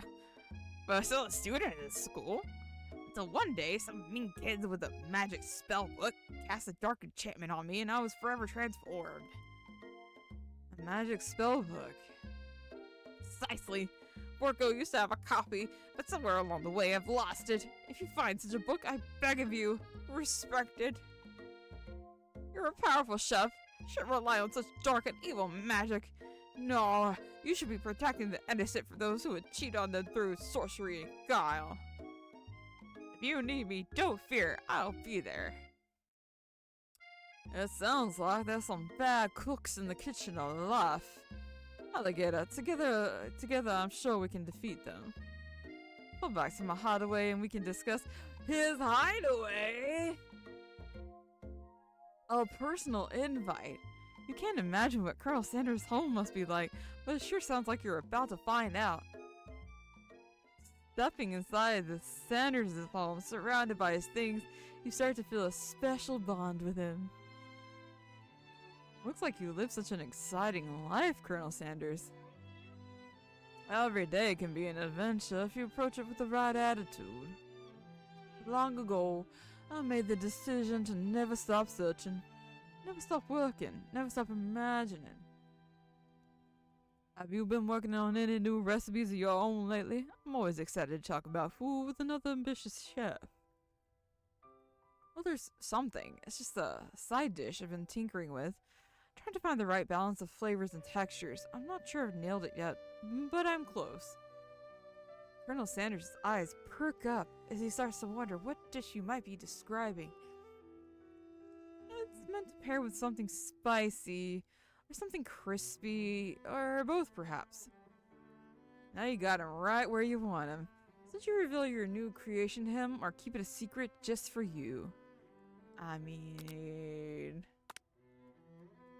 You decide you're as ready as you'll ever be to share your original cooking with Colonel Sanders. Before you can talk yourself out of it, you decide to dive in head first. You reach into your lunch bag for a special dish you've been keeping on ice all day. I present to you my original coleslaw.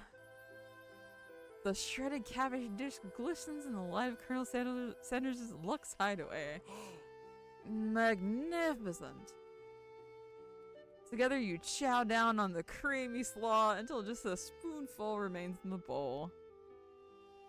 Do you mind if I hold on to the last bite? I'd like to have it around so that I can admire its taste later and think back on this moment. Oh, he's getting emotional over coleslaw. Me too, man. You could offer to make him more, but he seems like a very sentimental kind of guy. Yeah, sure, why not? Please make yourself comfortable. I'll be back in just a moment. I realize that now would be the perfect time to do some snooping. Around the room are various items you can look closer at. Each item seems to radiate memories and emotions. Tap on an item to discover more about the Colonel. Okay, let's learn. This must be where he keeps his secret recipe. You think for a moment, what number is important to Colonel Sanders? Then it dawns on you. 11? As soon as you turn the dial to 111111, the safe opens. Inside it you find a single note. Can chicken be prepared sashimi style? Huh. An adorable baby boy crawls across the floor. From the goatee and mustache combo he sports, you figured that must be Colonel Sanders himself. That, or maybe it's the drumstick he seems to be waving like a rattle. Who frames a baby picture of just themselves? Probably the same type of person who would make their own face the logo of the company they founded. Am I right? The photo appears to be Colonel Sanders, except he's an old man visiting the pyramids of Egypt? Maybe this is where he discovered one of the secret herbs and spices. Oh no, a door opened, but we have more glittery things here. One of the framed photos shows an old man who looks a bit like Colonel Sanders standing with a friend. They will fry chicken drumsticks and appear to be cheersing them. You look closely and see there's a short inscription. I wonder who my friend Pete is. Colonel lore, yeah. The Colonel actually does have a lot of lore in real life. Believe it or not, the Colonel was a very interesting man. I remember like a story like ages ago about like, I don't know if it was like a rival or whatever, and like he like shot at them on his property. It was like a whole thing, man. Can't stay, I'm falling asleep, but you're also— thanks, Sparrow. Thanks, Sparrow. I'm playing the Colonel Sanders romance game. Thank you for coming by. I hope you're feeling alright. You take a closer look at a large urn sitting on a nearby pedestal. There's a plaque on it. It's dusty, but when you wipe it off, you can read the inscription. It says, "Here lie the ashes of all my past careers and business failures." Poor guy. That's so hilarious, right? It's great. It's amazing. A scented candle. You pick it up and try to identify the smell. Power tool? Freshly starched collar? Piece of wood floating in a lake? Summer 69? No, it's one of the secret recipe ingredients. It's blank! A lock of silver hair is woven through the teeth of the comb. Upon further inspection, you realize the hair there isn't just silvery in color, it's actually made of spun silver. You notice a very realistic stuffed chicken sitting in a corner table. When you pick it up, you realize it isn't just realistic, it's real. Taxidermy? Must have been important to Colonel Sanders when it was alive. A little note clipped to the chicken's foot reads, "The true state bird of the great state of Kentucky." I've been to Kentucky. Used to work in Kentucky. You gaze out the window across the vast lake and mountain range beyond. Just then, the ghost of Student pops up. The guy that died from the poisoned food in the first battle. Are you thinking about heading out in the world on a quest to avenge my death? Wait, what? I never learned your name. Why would I avenge you? I can just tell you my name right now. It's... Can't you see I'm in the middle of something? You open the window a crack and the ghost of Student is swept out with a breeze. Okay, now we can finally go in the door to open. You open the door to Colonel Sanders' closet and find a row of his signature white suits hanging within. You take one off its hanger and try it on. Jacket's a bit big for you, but it's soft and comfortable. Give yourself a deep hug, breathing in his scent. They say that home is where the heart is. Is this what they meant? Before you can look any further, you hear Colonel Sanders returning. He has a new dish he's been working on, and he wants you to taste it. Try to act casual until he asks why you're wearing his jacket. I don't usually loan those out, but I must say, it does look good on you. Oh crap, the jacket! You forgot to take it off. You decide now is your moment and make a big move. tell him you're cold, you fess up and tell the truth. I'm just awkward enough to tell the truth. I don't fess up and tell the truth. You confess. I think I developed feelings for you. I might be developing feelings for you too. But I'm concerned. I can't let anything get in the way of my dreams. Overwhelmed, you take off the jacket and run for the door. I just got rejected by Colonel Sanders! But the thought of leaving Colonel in the midst of such an emotional breakthrough gives you a pause. You stop yourself. Colonel? Oh yes, Alligator. I honestly think this may be the beginning of something wonderful. I think you're right. We should take things slow. You talk late into the night and drift off into a slumber. Dream sequence. Of course there is.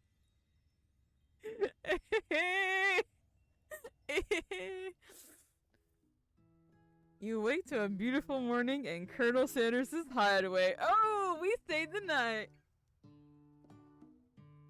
Did you make the right decision on how to respond to Colonel Sanders? Only time will truly tell. Today is a day that can change the rest of your life. You think about the new secret ingredient you just learned about. Blank. In some jurisdictions, blank isn't even legal. But if the recipe's a secret, how will they know? What is it if it's not legal in some jurisdictions? Your thoughts are interrupted when Colonel Sanders emerges into the room. He's holding a gorgeously plated breakfast, and your mouth waters at the sight of it.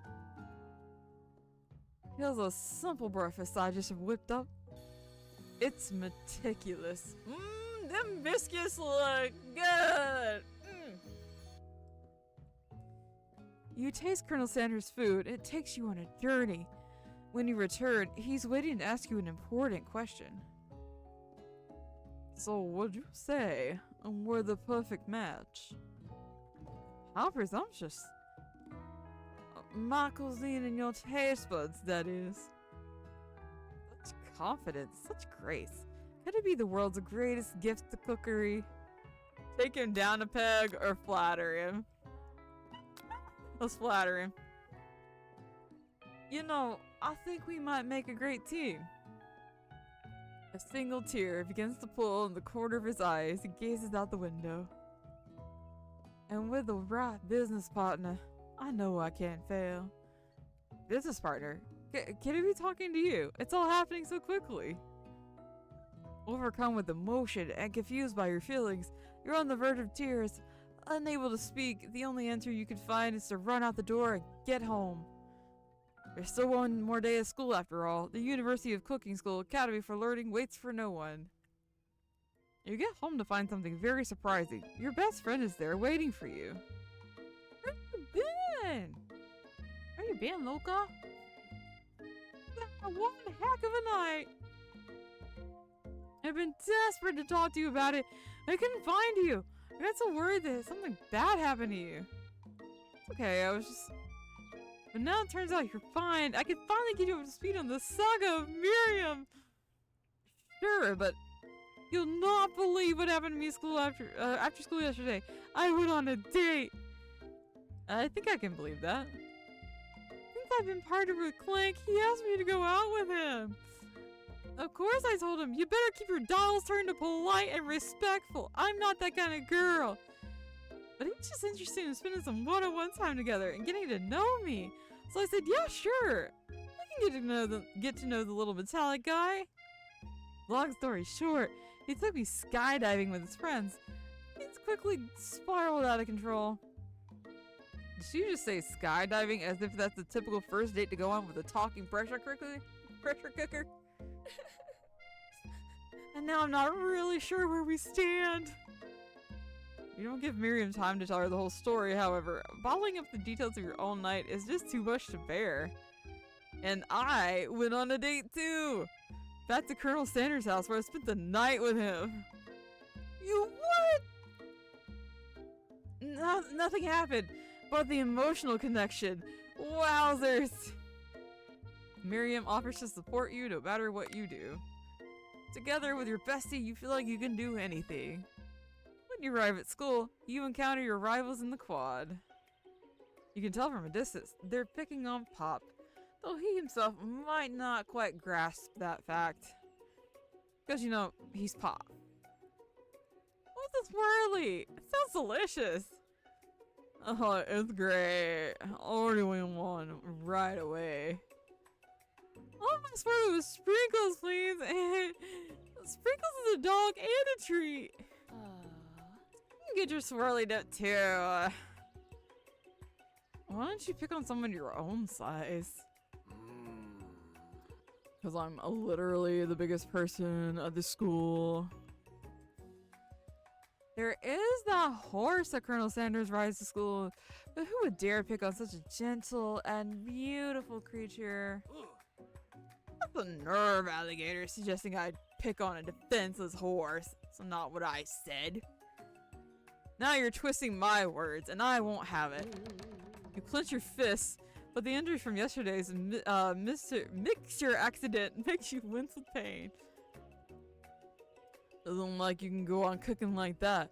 Might as well just give up. I'll never give up, ever. Colonel Sanders arrives just as it appears things are close to boiling over. A naturally intuitive person, he senses that something's been going on. Is everyone excited for the final day of school? Alligator, how's the hand feeling? I'm sure you'll be back in fighting form by this afternoon. Aren't you concerned about my hands, Colonel? Yesterday I almost broke a nail winning so hard. Technically, I don't believe a winner was decided, but your presentation was quite impressive. What are you doing complimenting her? What are the flavor of my delicate, warm, gooey chocolate sauce? It was clear you're passionate about how your food's received. That's a lot of words to say for it was bland. Excuse me, alligator. I'm more than capable enough to speak for myself. Right? You can tell me more of your thoughts as we walk to class, Colonel. I'm always interested in discussing the fine art of fine foods. See you inside, alligator.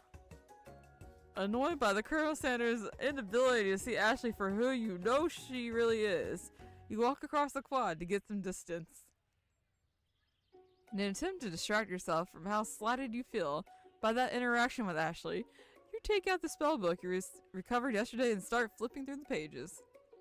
Whoa, that's that book! Looks like bad news!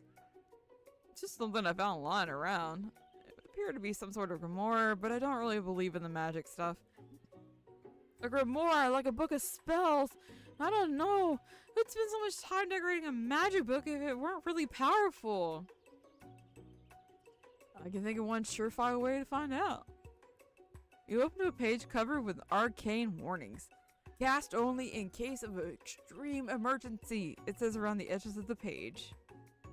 Use the spell here, it says it'll erase anyone I choose from all of my memories. If I scrub out Colonel Sanders, it would probably help me focus better on the upcoming final exam. That's way drastic. Couldn't you do something else? Like anything else? Not rooted in dark magic? Maybe tie a string around your finger?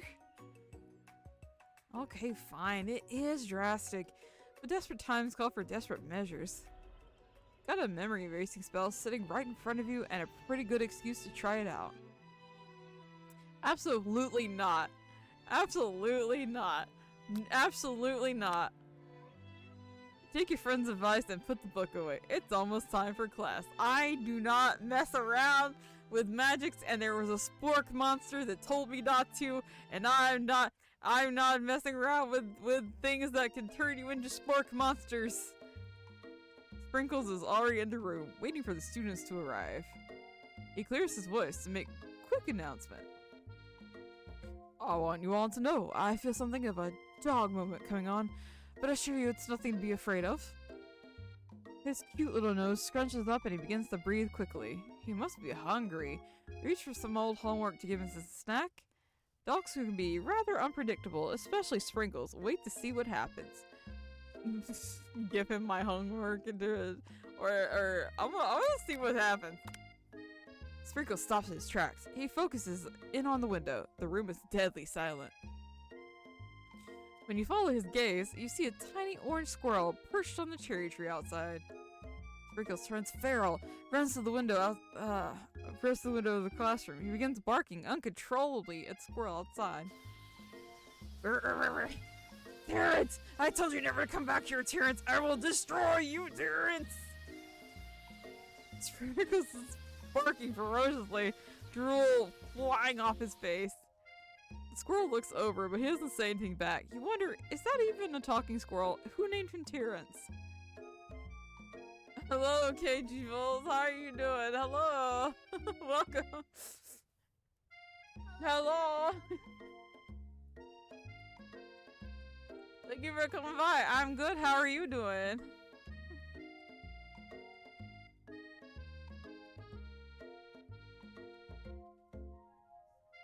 Better not show your chubby cheeks around here ever again.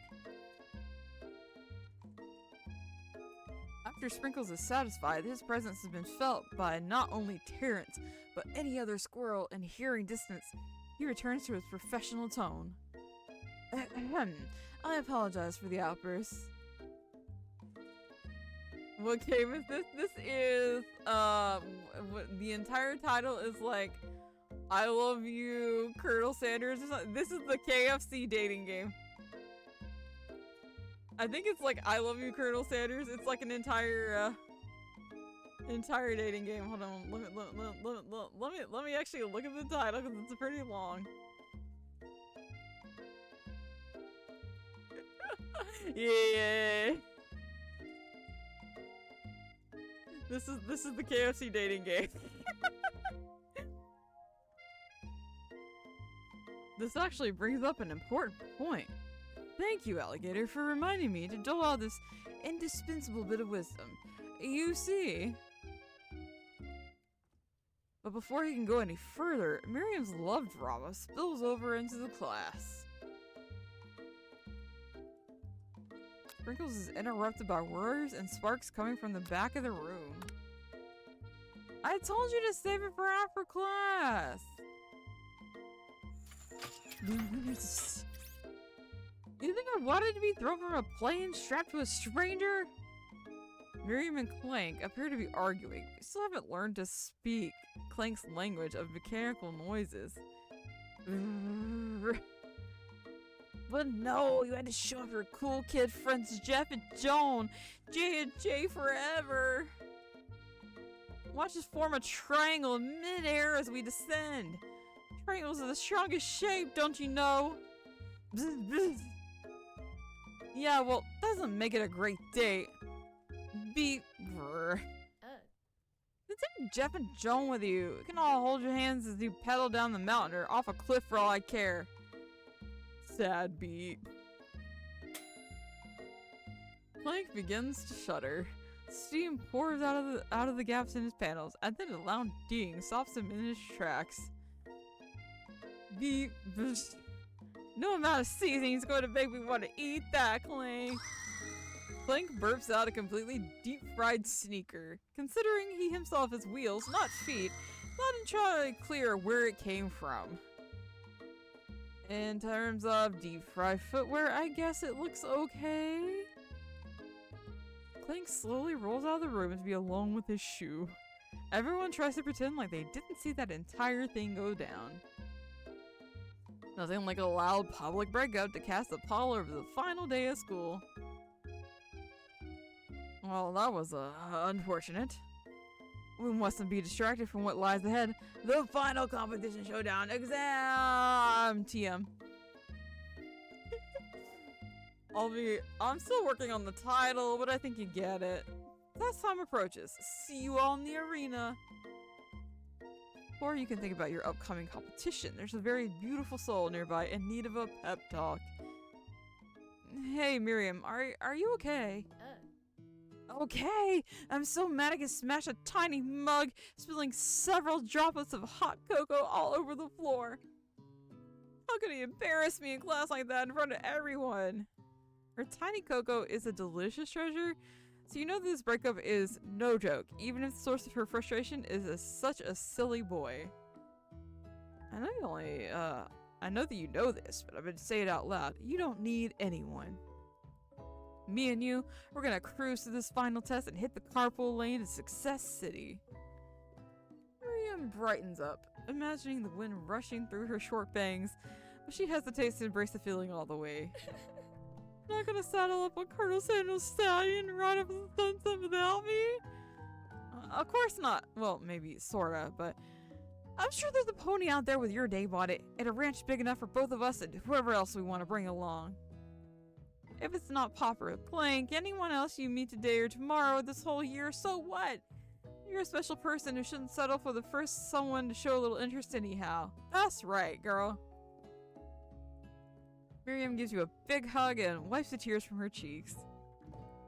I should really review my menu for today. I'm gonna make a very special soup. And I bet Professor Dog is gonna love it up. While you were pep-talking Miriam, you completely missed lunch, but that's okay, because you had a better idea of how to spend the time before your exam. You decided to head to the arena early to practice the dish. This is it, the location of your final challenge. A test of will, a test of courage, a test of talent, and a chance to beat the pants off Van Van, the supposed man-man, and his eviler counterpart, Ashley. As planned, you begin to run through a quick test of a recipe you've been working on, Alligator's famous chicken pot pie. After practicing for months, making this dish comes second nature to you, and you're able to quickly get a fresh pot pie in the oven. But as soon as you do, your cram session is interrupted by Colonel Sanders. Alligator, what are you doing here? There's still time before the final exam. Oh, I'm just, taking it all in. I'm big into visualizing success, looking at my station and picturing victory. The pot pie has begun to bake, and the smell is slowly filling the space around you. Visualizing, huh? That's too bad. I was hoping you were here cooking something delicious. I usually happily share your food with anyone who's hungry, but the last time you let Colonel Sanders get in your head, it cost you a cook-off. You decide it's time to put your cooking above your romantic desires, but that decision gets hard to stick to, and the oven timer goes off behind you. Ignore it like there's no sound at all, or fess up about your practice dish. But it'll burn! Okay, I'll tell him about the dish. Okay, you got me. Doing a little more than visualizing. I know, my nose can smell a pot pie from 400 yards. That's an oddly specific distance, but you expect nothing less from such an oddly specific man. You knew it was a pot pie just from the smell? Not just a pot pie, but a chicken pot pie with an all butter crust. Hydrate, stretch, alright. Stretch, stretch, and hydrate.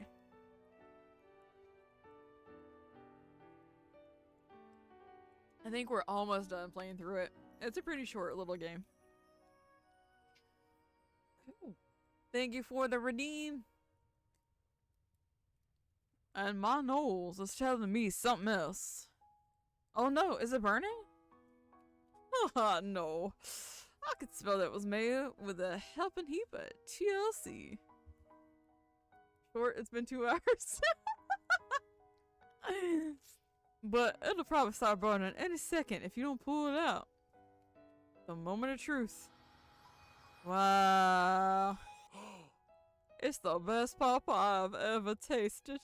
I've always loved country cooking, and I could eat this all day. I guess this is as short as a compared to games of over 100 hours short. Yeah. Yeah.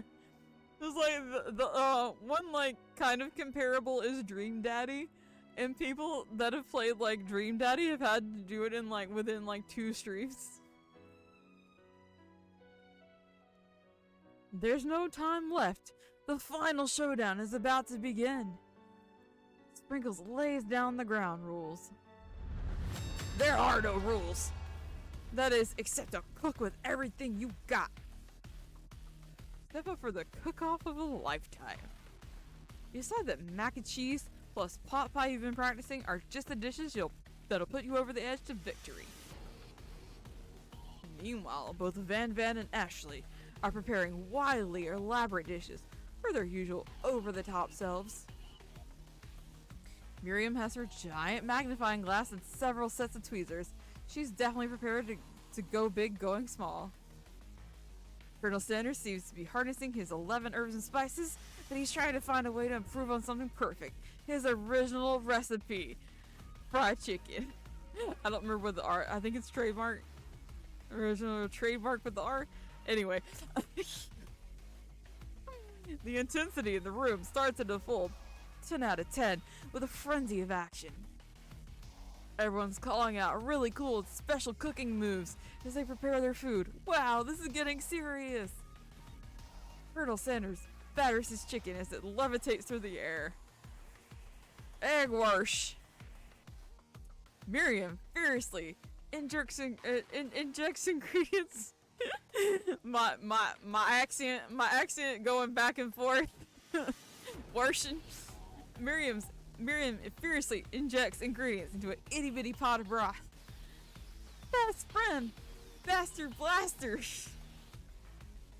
Bam Bam flexes his pectorals as he chops open a sea urchin. Let's rock and roll. Ashley scoops her pastries off the tray with lightning speed. Shallow personality spatula! Even Clank gets in on it. 5-dial pressure point chicken cooking technique! Wait, when did Clank learn how to speak English? That's a singularity, as was foretold! Oh, we mustn't let it happen, or the appliance uprising will take us all!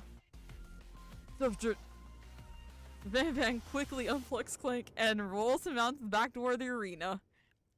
As you frantically prepare your dish, you notice Ashley has her spellbook out. Is she going to use some dark magic to turn the tide? You got a book of your own, and you're desperate not to see her win another battle. So you take this opportunity to fight magic with magic, even if it's almost certainly evil magic? You keep trying to get me to use this book, huh? Cast a spell or do it the hard way. We're doing it the hard way. I'm not using the book. Who needs magic when you got passion? I'm gonna do it the hard way. Colonel Sanders sees you've chosen to win on your own terms and gives you a subtle wink from across the room. I believe in you, alligator. Miriam notices too. And I've always believed in you, alligator, since we were little kids. Because I'm your best friend forever. You turn to notice that Miriam's at your station, cheering for you. Miriam, what about your dish? If you're here cheering, who's cooking? Tiny food, short cook time. I'm actually already done, so I thought I'd help you. Miriam's she is adorable. Aw, that's sweet, but Miriam tosses a handful of spices directly into your boiling noodles. It's a secret ingredient.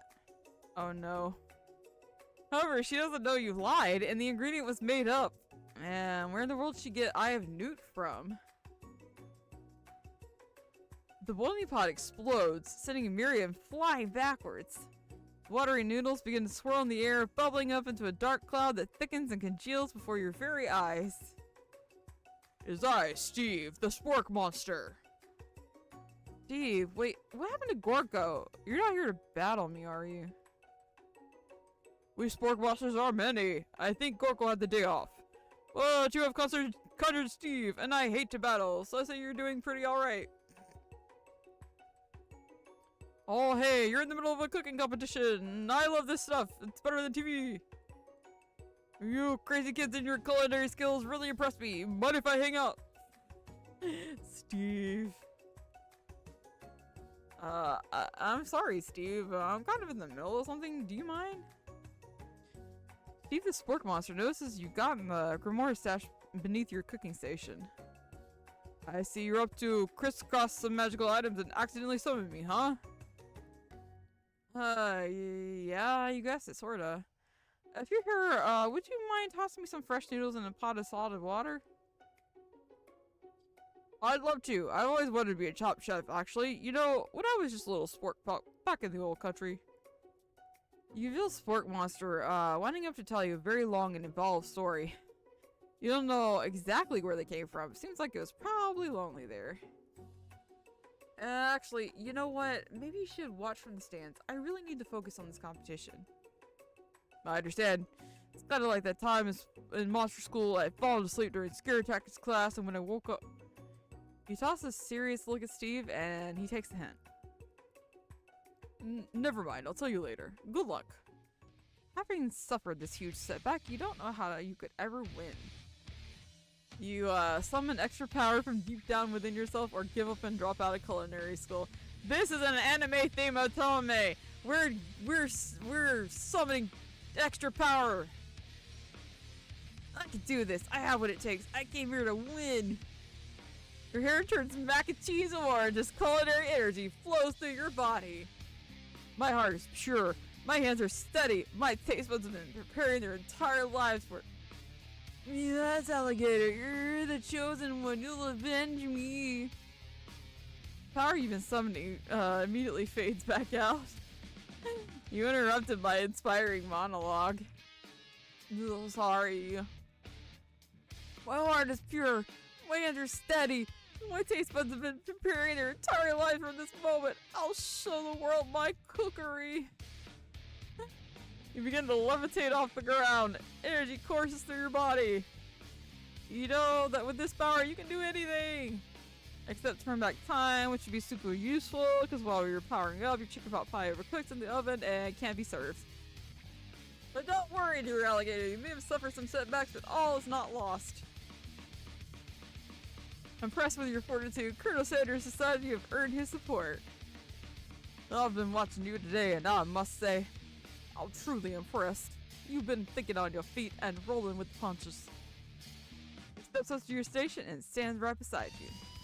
I'm here to help.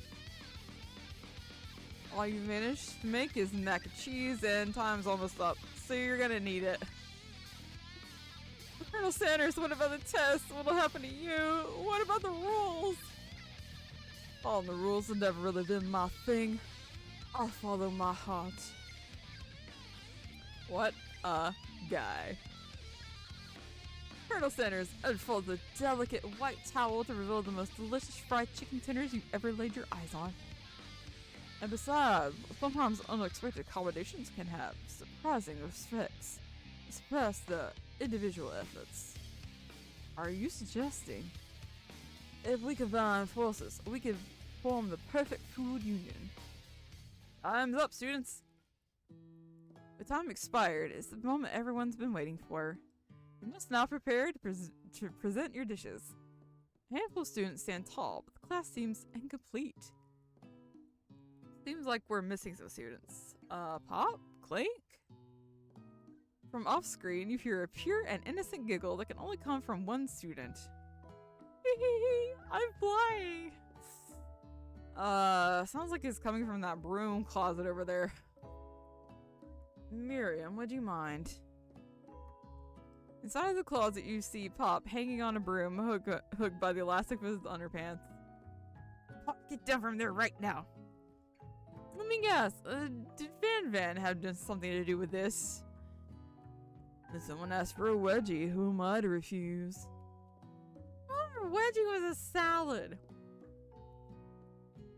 Ah, looks like Pop is eliminated from the challenge, seeing how he didn't cook anything. I gave him my legs! May be excused! Sure. You kids and your pranks. I must say, it's not the worst prank in UCSAL history. It's not exactly yearbook material. Wait a second. Pranks? Pranks? Blank! Where'd that pressure cooker roll off to? You wait to hear a signature word beep, other onomatopoeia. There's none. Somehow he must have gotten unplugged, I guess. We'll have to figure that out later. That leaves only 4 remaining students. Please collect your final projects. Yes, it has been a long semester. Wow, 3 whole days long. But after days of hard work, the time has come for me to eat. Miriam, please step forward. Now, describe your dish. I made tender udon noodles and savory soup. It is so cute! My word, so delicate. Is that a teeny tiny Narutomaki I spy floated in its itsy bitsy bowl? It's so cute and tiny! Yeah, chef! Please call me Sprinkles. Chef is my father's name. Yeah, Sprinkles, and some green tea made from baby tea leaves I picked myself. Sprinkles carefully sniffs around the dish before opening his mouth and letting just the tip of his pink dog tongue dip into the bowl. Sublime! Would anyone else like a taste? Oh, come on, I'm not one of those dogs who doesn't floss. We even have a really cute electric toothbrush for dogs. Fine, I'll enjoy it all by myself. In a flash, the entire meal has been devoured. Although it took much, it was less than a thimble's worth of soup. A+. Rarely do I taste a dish with as much love poured into it as yours. Miriam is overjoyed. She gives you a huge hug. Thank you, Alligator, for helping me believe in myself. Van, you're up. Now, describe your dish. I made udi over smooth egg custard and an axe-hewn urchin shell topped with caviar. Did you skewer one type of urchin with spines from a second, different colored type of urchin? Yes, Sprinkles. A bit much, don't you think? That's exactly why I did it. A bit much is kind of my brand. Doesn't it look cool? Sprinkles leans in to sniff the udi, but couldn't get his nose close enough on account of all the spikes. He begins to pot it erratically, causing the custard to slush around. Woof woof! Please be gentle with my cuisine! Finally, Sprinkles goes all in, tongue first. He can't get past all the needles. He reels back his tongue, is poked and prodded. Ouch, my tongue! The professor appears to be having an allergic reaction to the sting. I can't eat this. It keeps poking my tongue. That's qualified. A stunning turn of events. You would have thought serving a food in a bowl made of needles could have made it difficult to eat. Dejected, Van does not go gentle into the night. Disqualified for glamour. Don't discount simplicity. This isn't the last time you've heard of me. Before forcing us to endure his swollen tongue for another moment, Sprinkles graciously laps up a bowl of milk. I know. Yeah, I'm a dog and I drink milk. Get over it. Sometimes it helps me calm my agitated tongue. Next student! Ashley, it's time to step up. Now, describe your dish. I made orange blossom Turkish delight in a light rosewater syrup topped with French meringue connected by sugar glass. Actually doesn't sound too bad. Indeed, it's quite delightful. However, I ask you please refrain from eating it or attempting to taste it in any way. It's very fragile, meant to be a display piece. Don't eat the food at a cooking school? Got toast in your ears or something? Alligator, I told you, it's a display piece. Actually, I must say, it is beautiful. However, this is a cooking competition at a cooking school. Yeah, which is why I cooked it. And I did an extremely good job cooking it, too. I didn't realize that we were having an eating exam. I wanted to be judged on eating. I go to the College of Eating, School for the Hungry. I suppose you could smell it if you're absolutely insisted. But don't breathe too hard, you might disrupt the sugar spiral.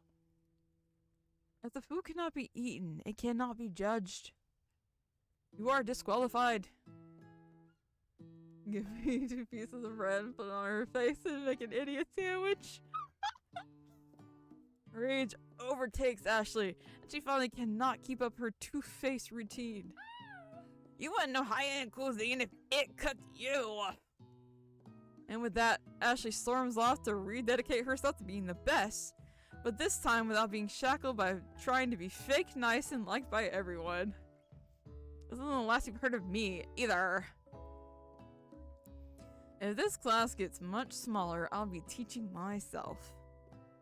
You and Colonel Sanders, the final cooks, step up together.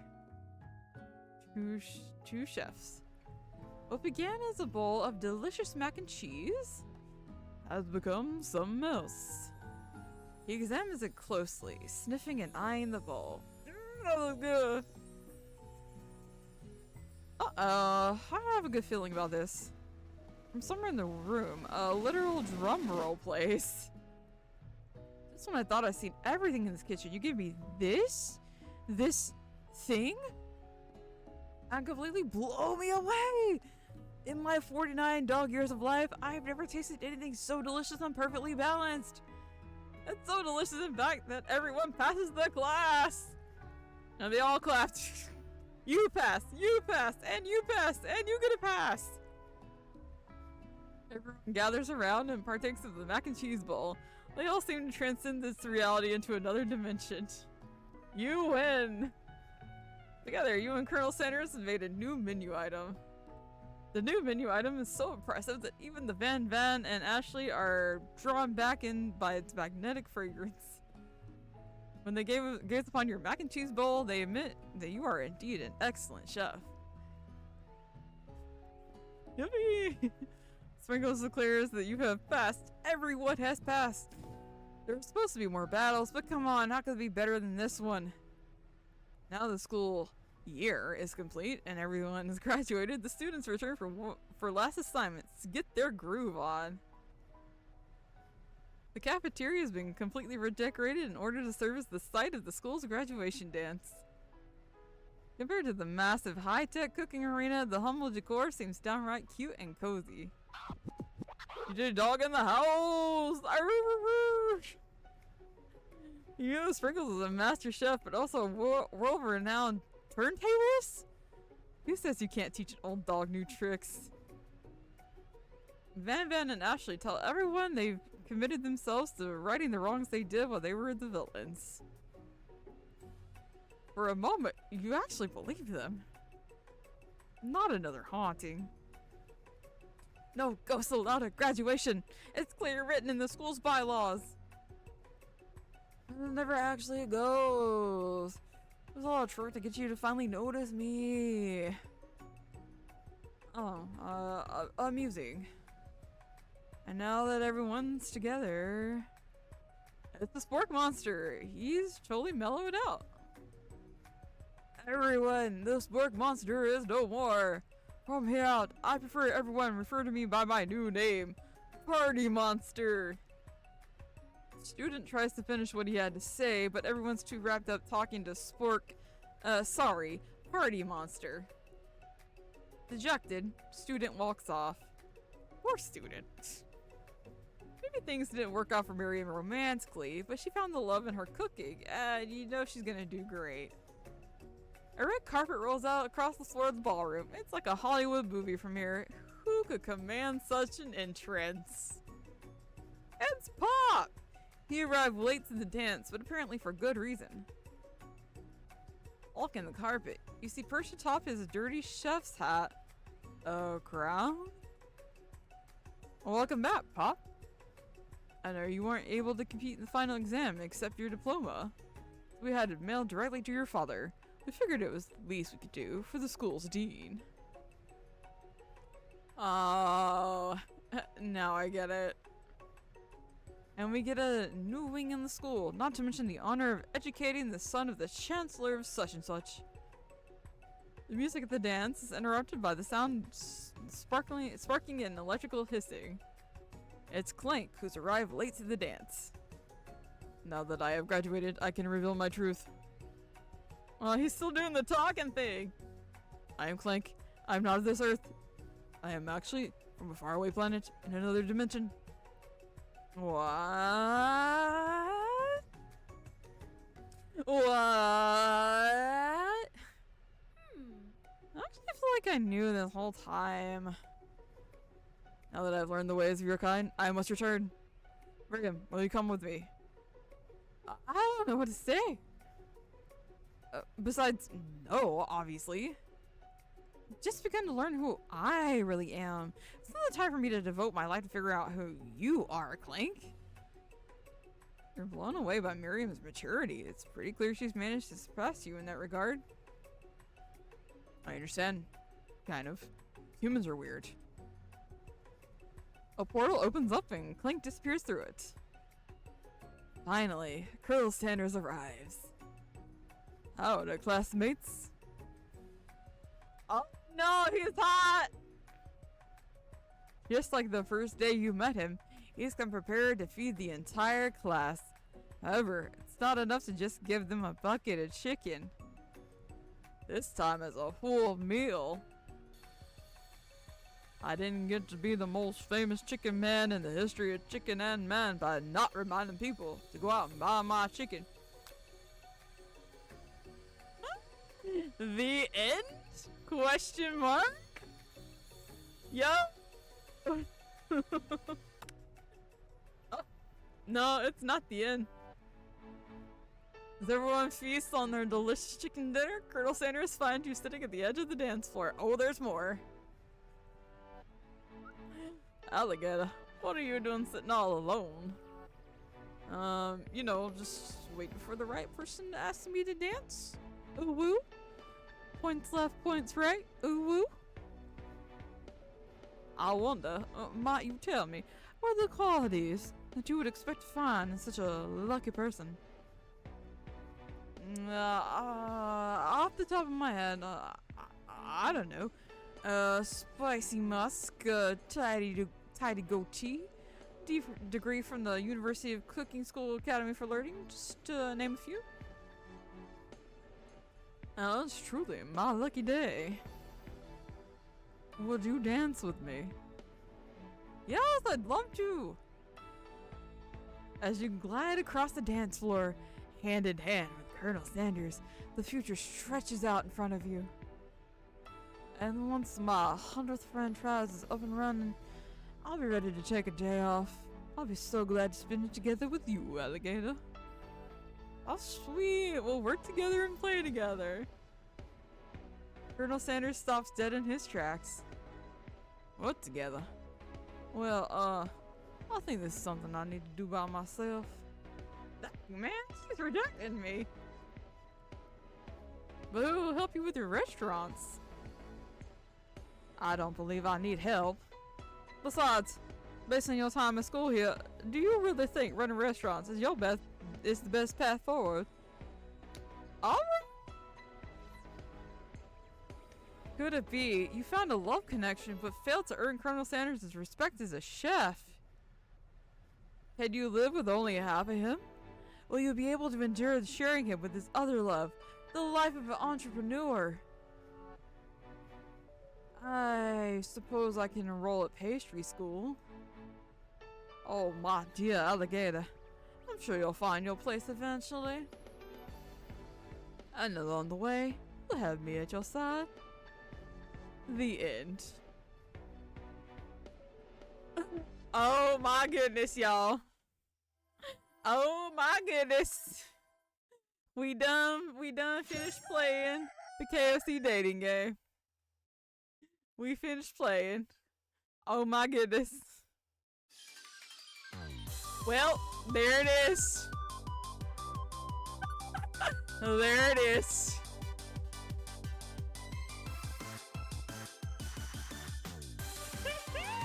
No more.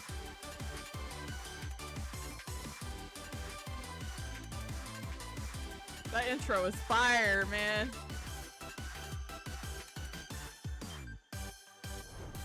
That's so good. Oh my god. Well, thank you all for hanging out with me while I played the KFC dating game. Yeah, it is called I Love You, Colonel Sanders. Figure looking good dating simulator. I don't, I don't know if I'm gonna raid or not. Oh boy. Happy Valentine's Day, y'all.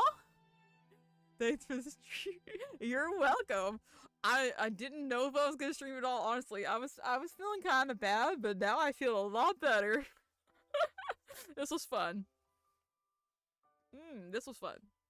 Alright, I'm gonna exit though. I'm gonna exit and then we can see if we could raid somebody. Let me see. Exit. Yes.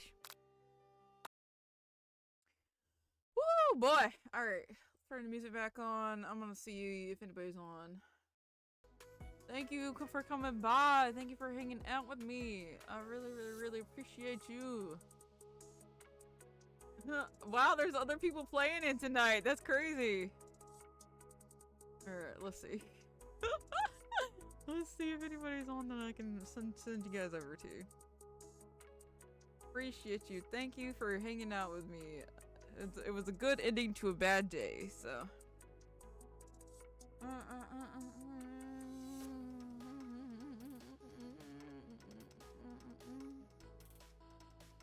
There's Buggy Gator. I think I just met her. I know. Kinda. Yeah. I'm just scrolling through real quick.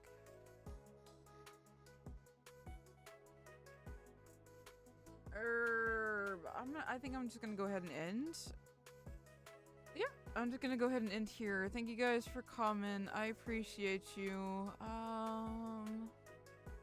Wow, it's crazy. There's other people playing this game, like tonight. That's crazy.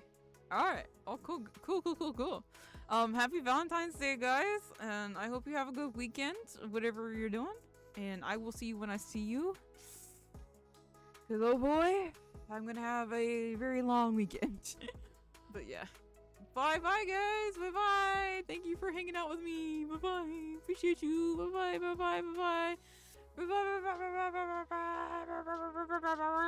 Bye.